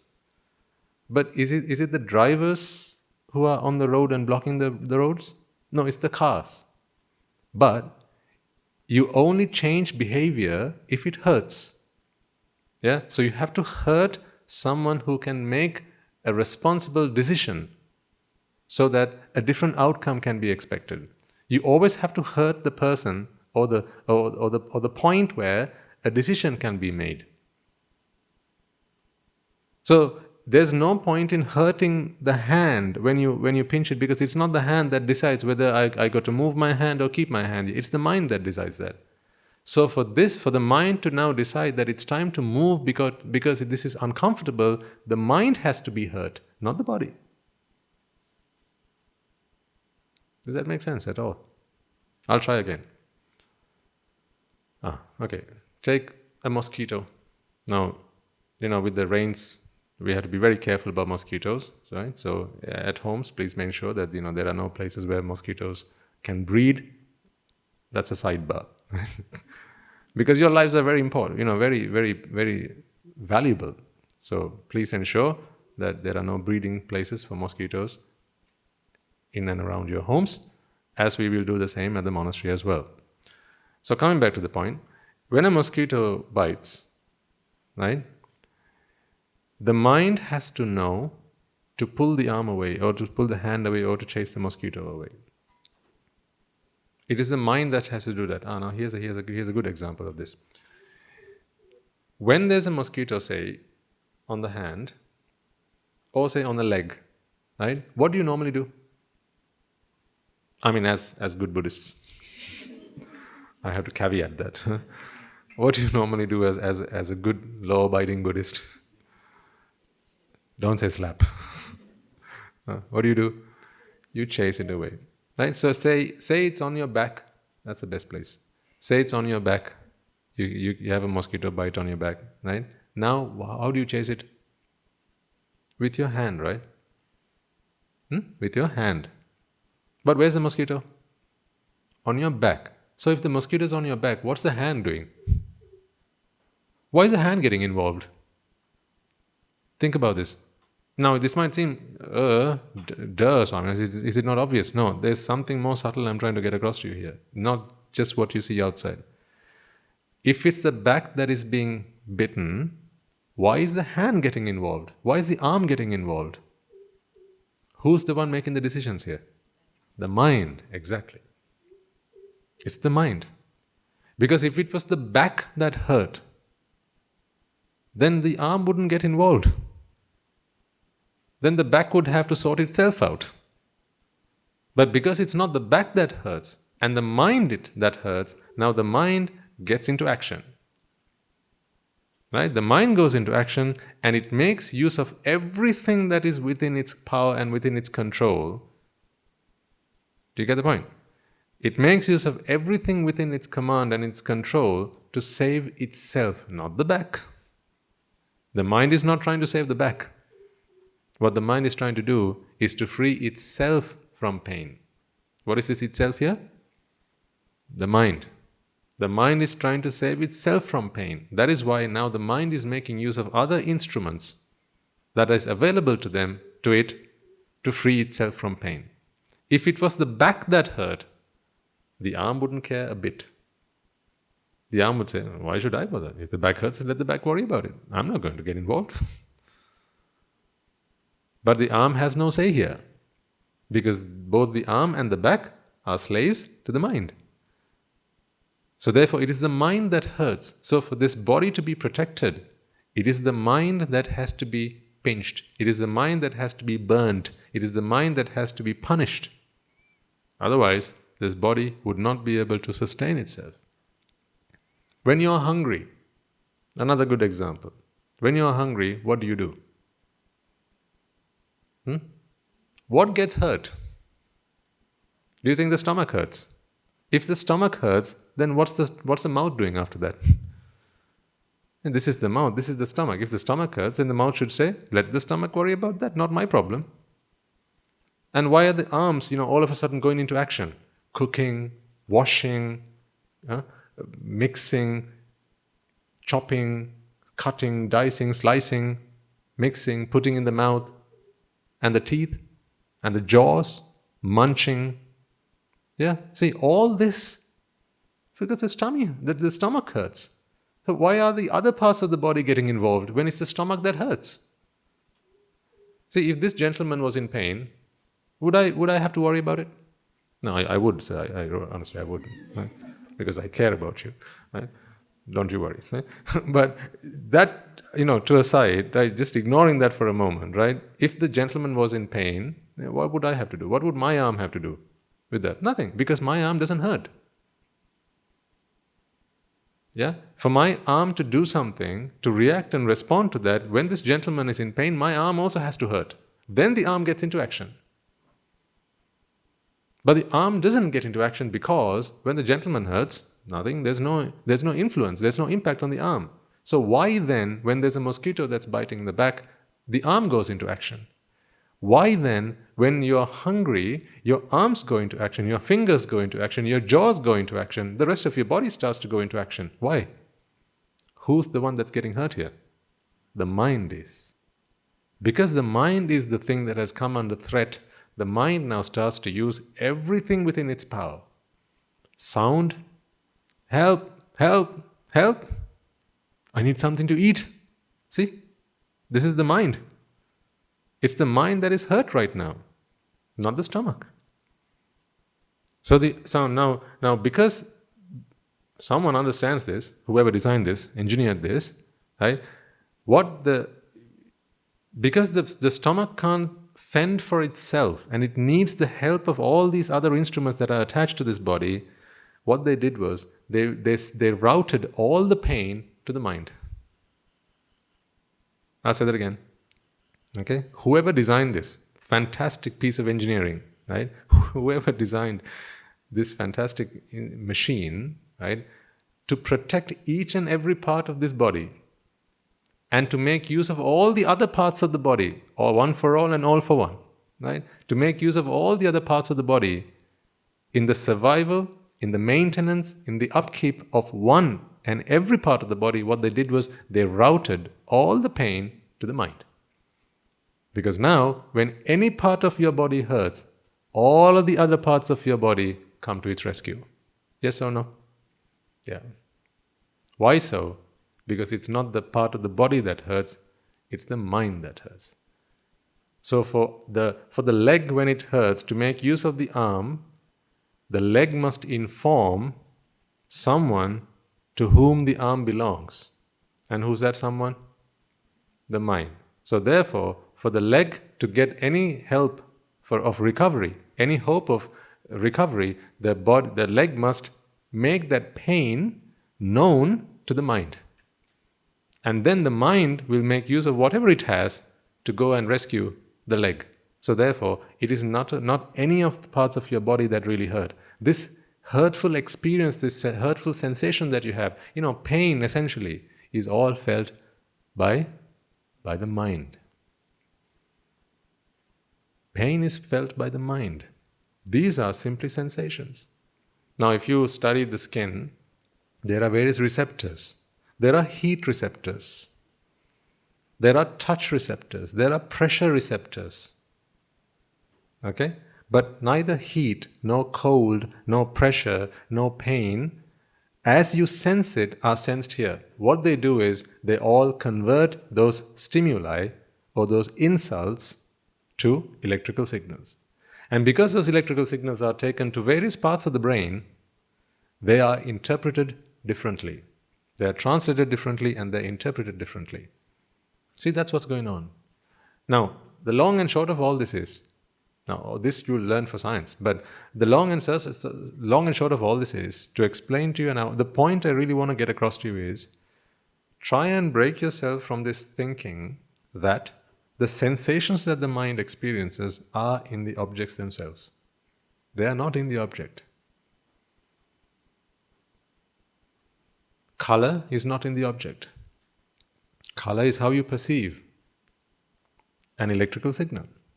Sound is not in an object. Sound is not the same as vibration. The mind is not receptive to vibrations. The eardrum is receptive to vibrations. Not even the nerve cells. It's just the eardrum. These are all, these are just agents sat on the peripherals of your body, right? These are agents waiting for stimuli. And when those stimuli come, they convert it all into an electrical signal, because the body can only relay electrical signals, your nervous system can only relay electrical signals. They're all taken to the same brain, but different centers. That is why it has to be different centers as well. Why do they have different centers? Could it not all to be taken to one place? See, why is the brain not like this, for instance? Why, for instance, does your brain have different centers? Now you know this. Then next I'll bring a picture so you can all make sense of all this better, right? Now, this is just for the sake of this conversation, okay? These are not accurate, by the way. I do know, though, that the optic center is down here. I can't for the life of me remember where the rest of it is. Long time ago that was. So, say this is where you sense touch. Say this is where you sense smell. Say this is where you sense sound. Okay? Now, why is it that there are different centers in the brain to translate different signals? Why is it that it is not like this, for instance? One brain, all of it happens here, and everything can just come and relay to one wire.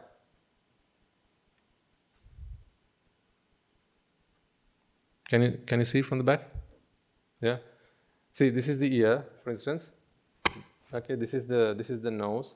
This is the tongue. Okay, this is the rest of the body. Why is it not like this?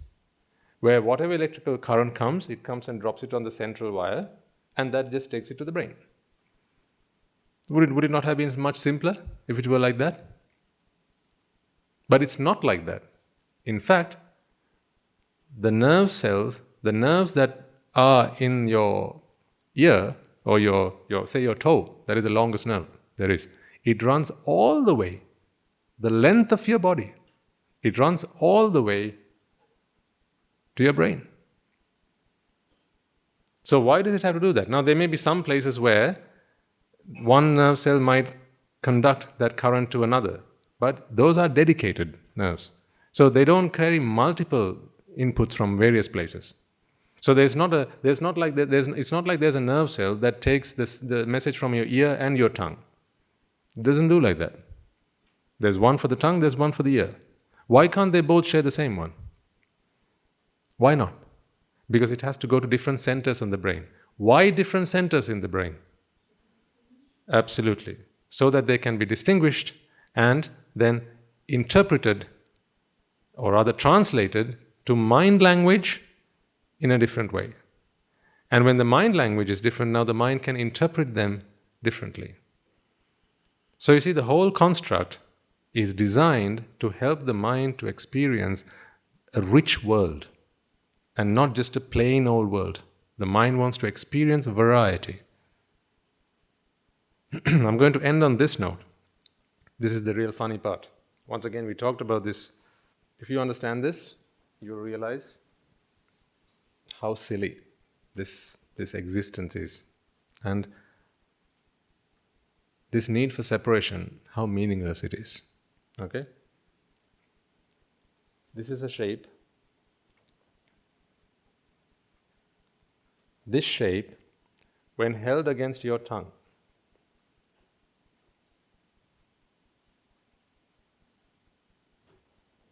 the same shape when held against your nose,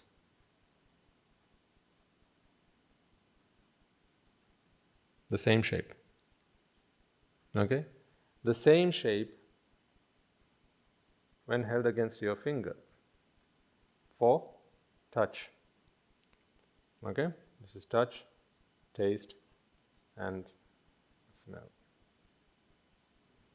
So, rather nose, tongue, and finger. Okay? What do you see here? It's the same shape, the same object.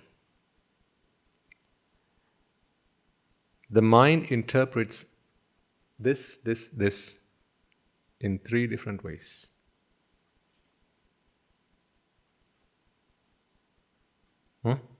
The mind interprets this shape when put in front of the nose as a smell, when put under the tongue or on the tongue as taste, and when put on by the finger as touch.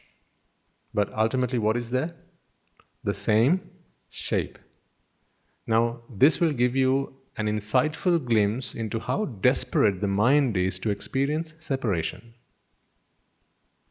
See how desperate the mind is to experience separation. This is a perfect example of that. The mind is capable of inventing instruments which can interpret the same thing in 3 different ways. So much so that once it does it, now the mind thinks that I'm sensing 3 different experiences. Do you see that? Do you see that? It's the same shape. It has neither touch, no smell, no taste. It hasn't got any of those 3 things. But what the mind has been able to do is create an instrument.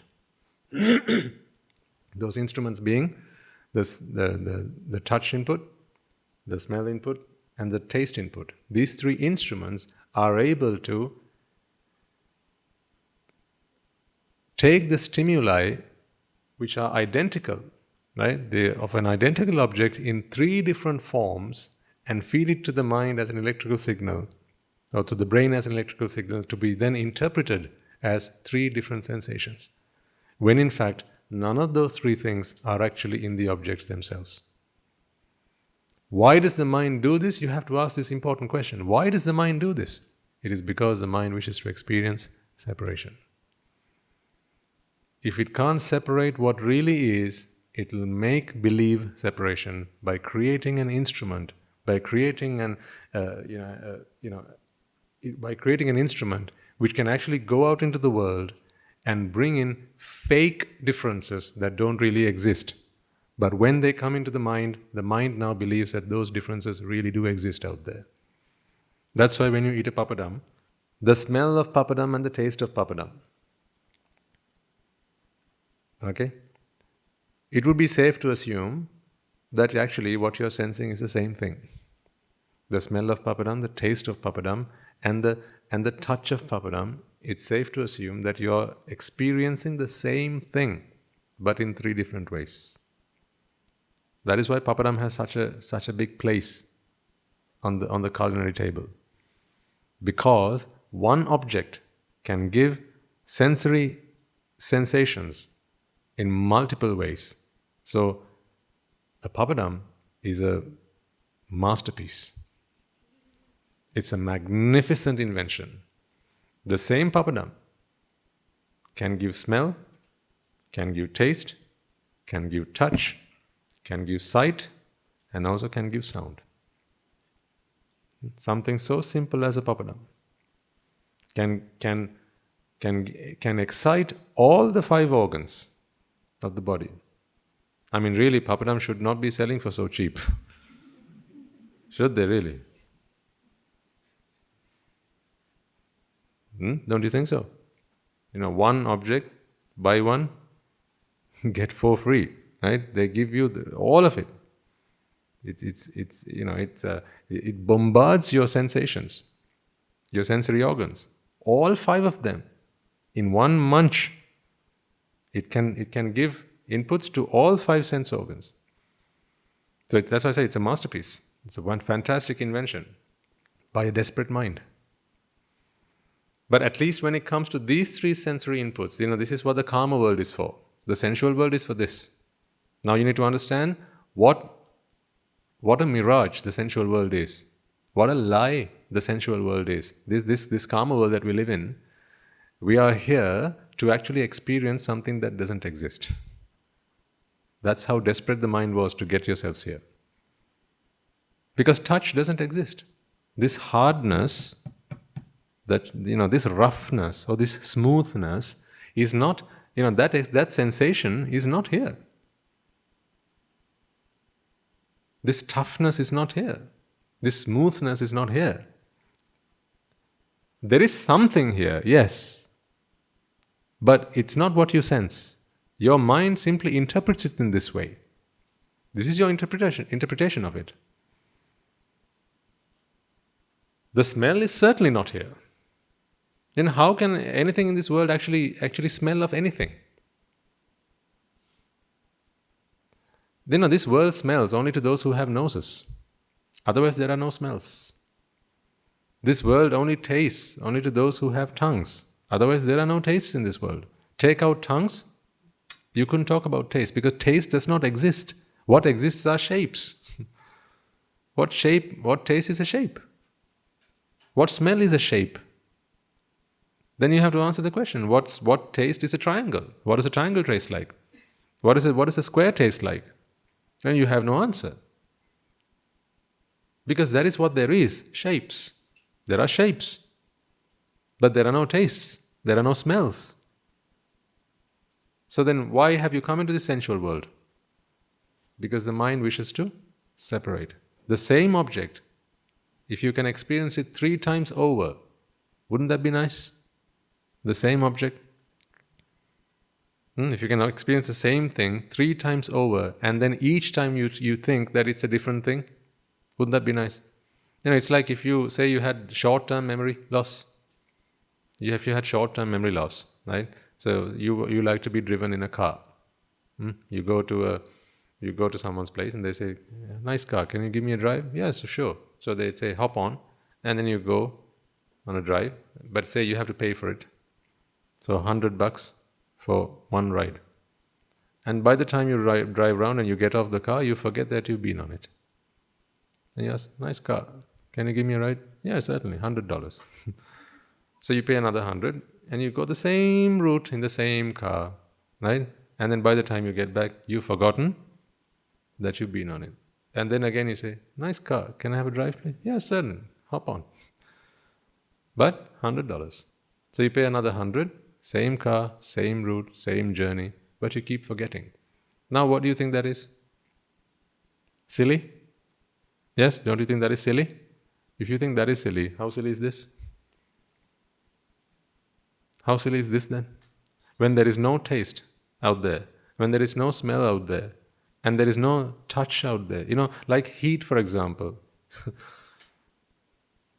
Heat, you know what heat is. When you touch the hot iron, that's heat. When you go close to a boiling pot of water, that's heat. But that is not heat.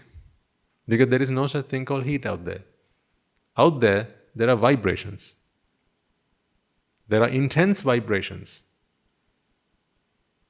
Your finger tip has receptors that can sense that.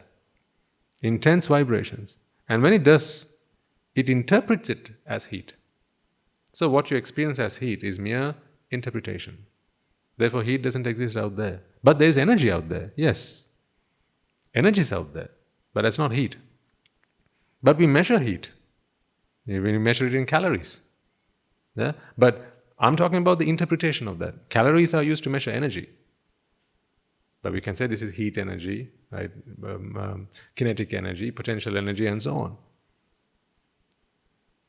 Or joules are used to measure energy. And calories we use to measure the amount of heat that can be obtained from burning something. But this concept of heat, what we experience as heat, when you rub your hands together, right, and you feel that heat is not there. Your interpretation of heat is what you experience. When we say the room's getting hot, what's happening is the movements are getting faster and faster. There are molecules out there, the movements are getting faster and faster. It's because there's energy that's seeking out from your bodies, right? The sun is transferring energy. That is what heat is. So what is cooling down then? When vibrations slow down.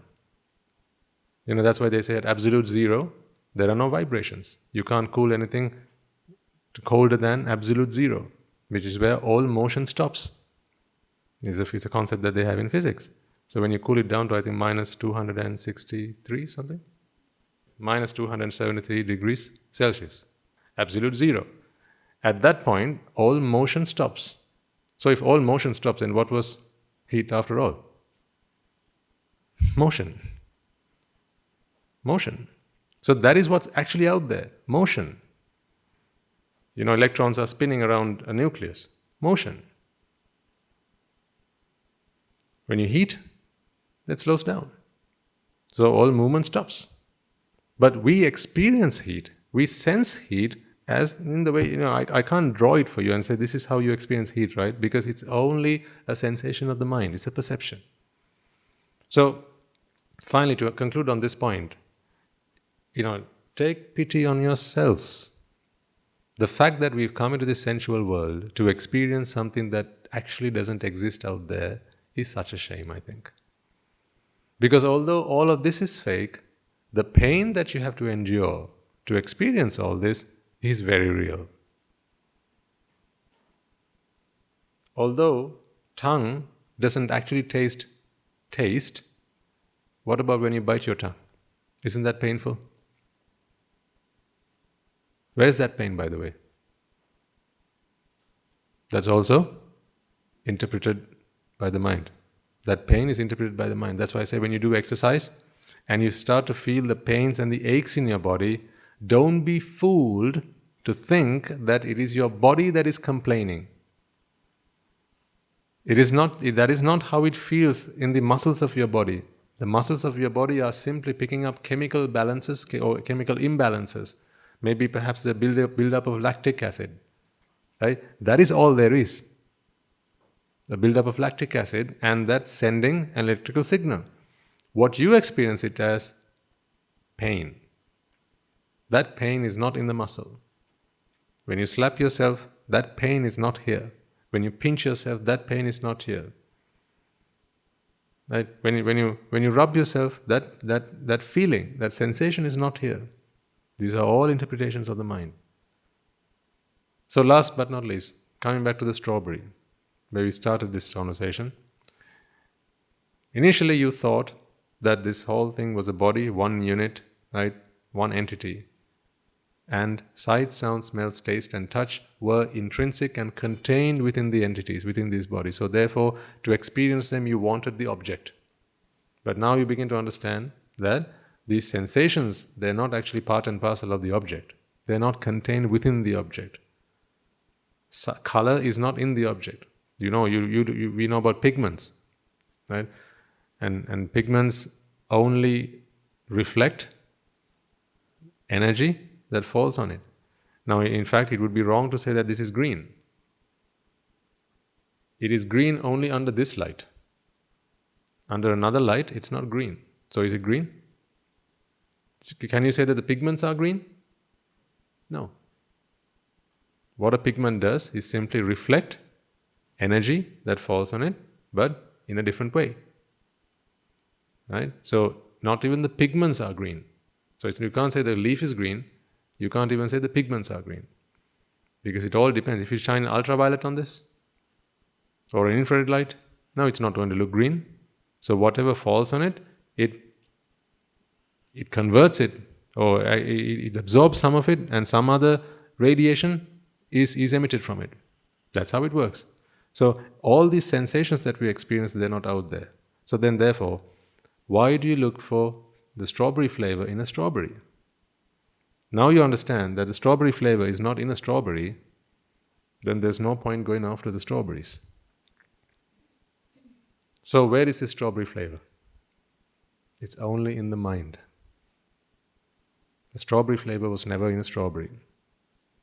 It was not in any of the molecules of the strawberry. It is not in the tongue. It is not in the nerve. It is not in the brain. It's only how the mind perceives that particular sensation. If you were to rewire it and you eat strawberries, now you taste something else. Or you might feel an itch on the back when you eat strawberries, if you were to rewire that part of the body. That's all possible. It's all possible because that sensation is not in the object. See, now if you can understand all that, you begin to realize, and what is the point of me being here in this sensual world? In a world where there are objects, what is the point of me being here? Because if the objects are not going to satisfy my desires, why be with objects? Yeah, why be with objects? What is the essence of the objects? What is the use of being with objects? What is the meaning of being with objects? Now you begin to free yourself from the attachment to objects. Your attachment to objects. Now when you go home, here's a bit of exercise, homework you can do. Right? After you go home, just take pick up something that you have, something that you like. It could be an ornament. Maybe you have a favorite dress, maybe a top, maybe a sari or a blouse that you might like, maybe a cap, maybe a piece of jewelry that you might like, right? Pick it up and ask yourself the question: what is it I'm exactly attached to? If you think that it is the color of that object, ask yourself: is the color really in the object? Ask yourself that question. If there's a particular, maybe there's an ornament that you like, right? Maybe you like the shine of it, right? The luster of it. Then maybe ask yourself: is it really there? Or is it merely how the mind perceives it? If it is all in the way that the mind perceives it, then why am I attached to the object? Let go of the object. I say, remain attached to the sensual sensation. That's okay. We can deal with that later. But the object, let go of the object. So what I'm saying is, if you're still attached, if you like strawberry flavor, that's okay. Just let go of the strawberry. We can deal with your attachment to strawberry flavor later. But if you still seek it from the strawberry, I can't remove you from a world where there are strawberries. You have to keep coming to a world where there are strawberries. But if all you want is the strawberry flavor and not the strawberry, then I can take you away to a world where there are no strawberries and you'll be okay. Yeah? But if you want the strawberry flavor and you think it's in the strawberry, you have to be where there are strawberries. Then I can't take you away from this world. You will always say, no, I want my strawberries. I'm trying to get you to a point where you say, Swaminatha, I don't want strawberries, but what I want is strawberry flavor. That is better than saying, I want strawberries. So contemplate on that. When you eat, as you have lunch today, last week I asked you to contemplate on how it goes into making parts of your body. This week I want you to contemplate on when you eat it, is the flavor of dal in the dal? Is the flavor of, say, chili in the chili? Is the flavor of whatever else we have today? Is it in there? If you eat some fruit, is it in the fruit? Is the flavor of mango in the mango? Is the flavor of guava in the guava? Is the flavor of watermelon in the watermelon? Ask yourself that question. If you were to rewire those nerve cells in your brain and eat a mango, now what might you sense? As you eat a mango, you'll start scratching your leg because you'll feel like there's an itch coming from your leg because we've rewired it. So then, it's not the taste of mango in the mango, it's just a stimuli. So contemplate on that. Then you will break free from this attachment to physical objects, because it is not the physical objects that serve your desires. After all, the mind is not really looking for physical objects. What it is looking for are these sensations. But it thinks it's in the physical object. Break that, and you are free from the physical world. Make sense? All right. So meditation then this afternoon, okay? In the Dana hall. Otherwise, you might ask, Swaminatha, we come every day. Do we not get to do any meditation? No, there is meditation. This is the sermon. Then, this is meditation. You meditate in the Dana hall. When you take your alms food, that's meditation. Start your meditation. So as you eat your food, contemplate. Don't just have food. Make it food for thought. Not just food for your stomach, but make it food for thought. Then your eating would have been worthwhile. Otherwise, what's the point? You just eat something to go and fill a toilet the next day, right? What's the point? Anyone can do that. Animals can do that. As human beings, we have to do something better, something more meaningful. Make it food for thought. Not just food for the stomach, but food for the soul, food for thought. Right. Okay, let's take a moment then to transfer all the merits we have all acquired to all those who deserve it and who need it to fulfill their journey to free themselves from suffering. So reminding ourselves how extremely fortunate we are Let us take a moment to transfer these merits to the bhikkhus and bhikkhunis, upasakas and upasikas, who since time immemorial have protected and preserved the sublime teachings of the Buddha and passed it down through the generations of the noble lineage in the form of the Tripitaka, which is thankfully available to us today to study, understand and comprehend the Dhamma. Let us also take a moment to transfer these merits to all members of the Mahasangha present throughout the world, including the chief prelates of all of the chapters who have dedicated their lives to the noble path and have committed themselves towards the betterment of all sentient beings. Let us not forget that amongst them are the monks and nuns resident in your local temples and nunneries who have always been by your side through thick and thin, come rain or shine. Let us also transfer these merits to my teacher Guru Swami Nuhanse, as well as all our monks resident at the monastery and our anagarika and anagarika communities attached to the monastery. Let us also take a moment to transfer these merits to those who make great efforts to disseminate the teachings of the Buddha, be they by translating their talks, sharing them out with others, or inviting others to join them. By the power of these merits, if any of them have been born in the woeful planes, they redeem themselves and be born in the blissful planes. May they abstain from the unmeritorious deeds, fulfill the meritorious deeds, fulfill the noble eightfold path, and may they all attain the supreme bliss of Nibbana. Sadhu, sadhu, sadhu. Let us also take a moment to transfer these merits to our mothers and fathers, husbands and wives, brothers and sisters, sons and daughters, grandparents, uncles, aunts, cousins, nephews and nieces, our friends, our acquaintances, our employers, our employees, and our teachers, to all those who've helped us, supported us, and assisted us, and been by our side in difficult times. May they all rejoice in these merits. By the power of these merits, may they be healed of any physical and mental ailments and overcome any obstacles to their spiritual progress. May they abstain from the unmeritorious deeds, fulfill the meritorious deeds, fulfill the noble eightfold path, and may they also all attain the supreme bliss of Nibbana. Sadhu, sadhu, sadhu. Let us also take a moment to transfer these merits to our devotees and friends of the monastery, who for the sake of merits continue to sustain the Mahasangha. This includes everyone from those of you who provide the Mahasangha with shelter, alms, robes and medicines, as well as pass on their know-how and continue to extend their well wishes. May by the power of these merits, they be healed of any physical and mental ailments and overcome any obstacles to their spiritual progress. May they abstain from the unmeritorious deeds, fulfill the meritorious deeds, fulfill the noble eightfold path, and may they all attain the supreme bliss of Nibbana. Sadhu, sadhu, sadhu. Let us also take a moment to transfer these merits to the devas and brahmas, spirits and demons, primarily the Sakadeva, as well as all the numerous gods and deities who are committed to protect and fulfill the Sambuddha Sasana. Let us transfer these merits to our guardian deities who keep a watchful eye over us and keep us out of harm's way. By the power of these merits, may they prosper in divine power and wisdom. May they abstain from the unmeritorious deeds, fulfill the meritorious deeds, fulfill the noble eightfold path, and may they all attain the supreme bliss of Nibbana. Sadhu, sadhu, sadhu.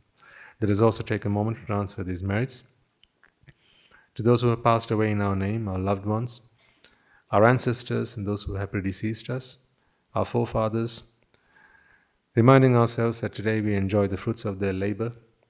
Let us be grateful to all that they have done for us in making our lives comfortable and livable as they have done so. Let us also remind ourselves and be grateful to those who sacrificed their lives to protect the peace and harmony of our nation. This includes the members of the armed forces as well as the police force, as well as those who have lost their lives in the war, be they friend or foe. May they all rejoice in these merits. Let us also transfer these merits to those who would have lost their lives in natural disasters such as tsunamis and earthquakes, landslides, fires, blizzards, pandemics, and so on. Reminding ourselves that in this infinitely long journey of samsara, they will all have been mothers and fathers to us, and brothers and sisters to us, and friends to us. Those who will have been by our sides through tough and difficult times of our lives. May they all rejoice in these merits. By the power of these merits, if any of them have been born in the woeful planes, they redeem themselves and be born in the blissful plane. May they abstain from the unmeritorious deeds, fulfill the meritorious deeds, fulfill the noble eightfold path, and may they all attain the supreme bliss of Nibbana. Sadhu, sadhu, sadhu. And finally, may by the power and blessings of all the merits we have acquired throughout the day, we be able to witness the advent of many hundreds of thousands of arahants on this blessed land. And may you and I, and everyone who's helped make this program a success, become an Arahatan Vahanse, or an Arahataranin Vahanse, in this very life itself, and in the era of the Gautama Supreme Buddha itself. Sadhu, sadhu, sadhu. May the blessings of the Noble Triple Gem be with you all. Members of the Mahasangha will now transfer their blessings to you. Raga ginen midetva ද්වේෂගින්නෙන් මිදෙත්වා මෝහගින්නෙන් මිදෙත්වා නිබ්බාන පරම සුඛයෙන් සුඛිතතර වෙත්වා නිබ්බාන පරම සුඛයෙන් සුඛිතතර වෙත්වා මමද සියලු ලෝක සියලු සත්වයෝ නිබ්බාන පරම සුඛයෙන් සුඛිතතර වෙත්වා නිබ්බාන පරම සුඛයෙන් සුඛිතතර වෙත්වා නිබ්බාන පරම සුඛයෙන් සුඛිතතර වෙත්වා රාගගිනි නිවේවා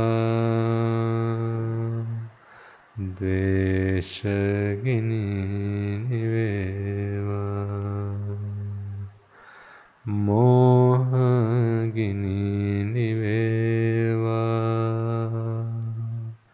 නිවන් සැප ලැබේවා නිවන් සැප ලැබේවා නිවන් සැප ලැබේවා තුන්රුවන්ගේ සූවිසි අනන්ත මහා ගුණ බැලෙන් සියලු ලෝක සියලු සත්වයෝම නිබ්බාන පරම සුඛයෙන් සුඛිතතර වෙත්වා සාදු සාදු සාදු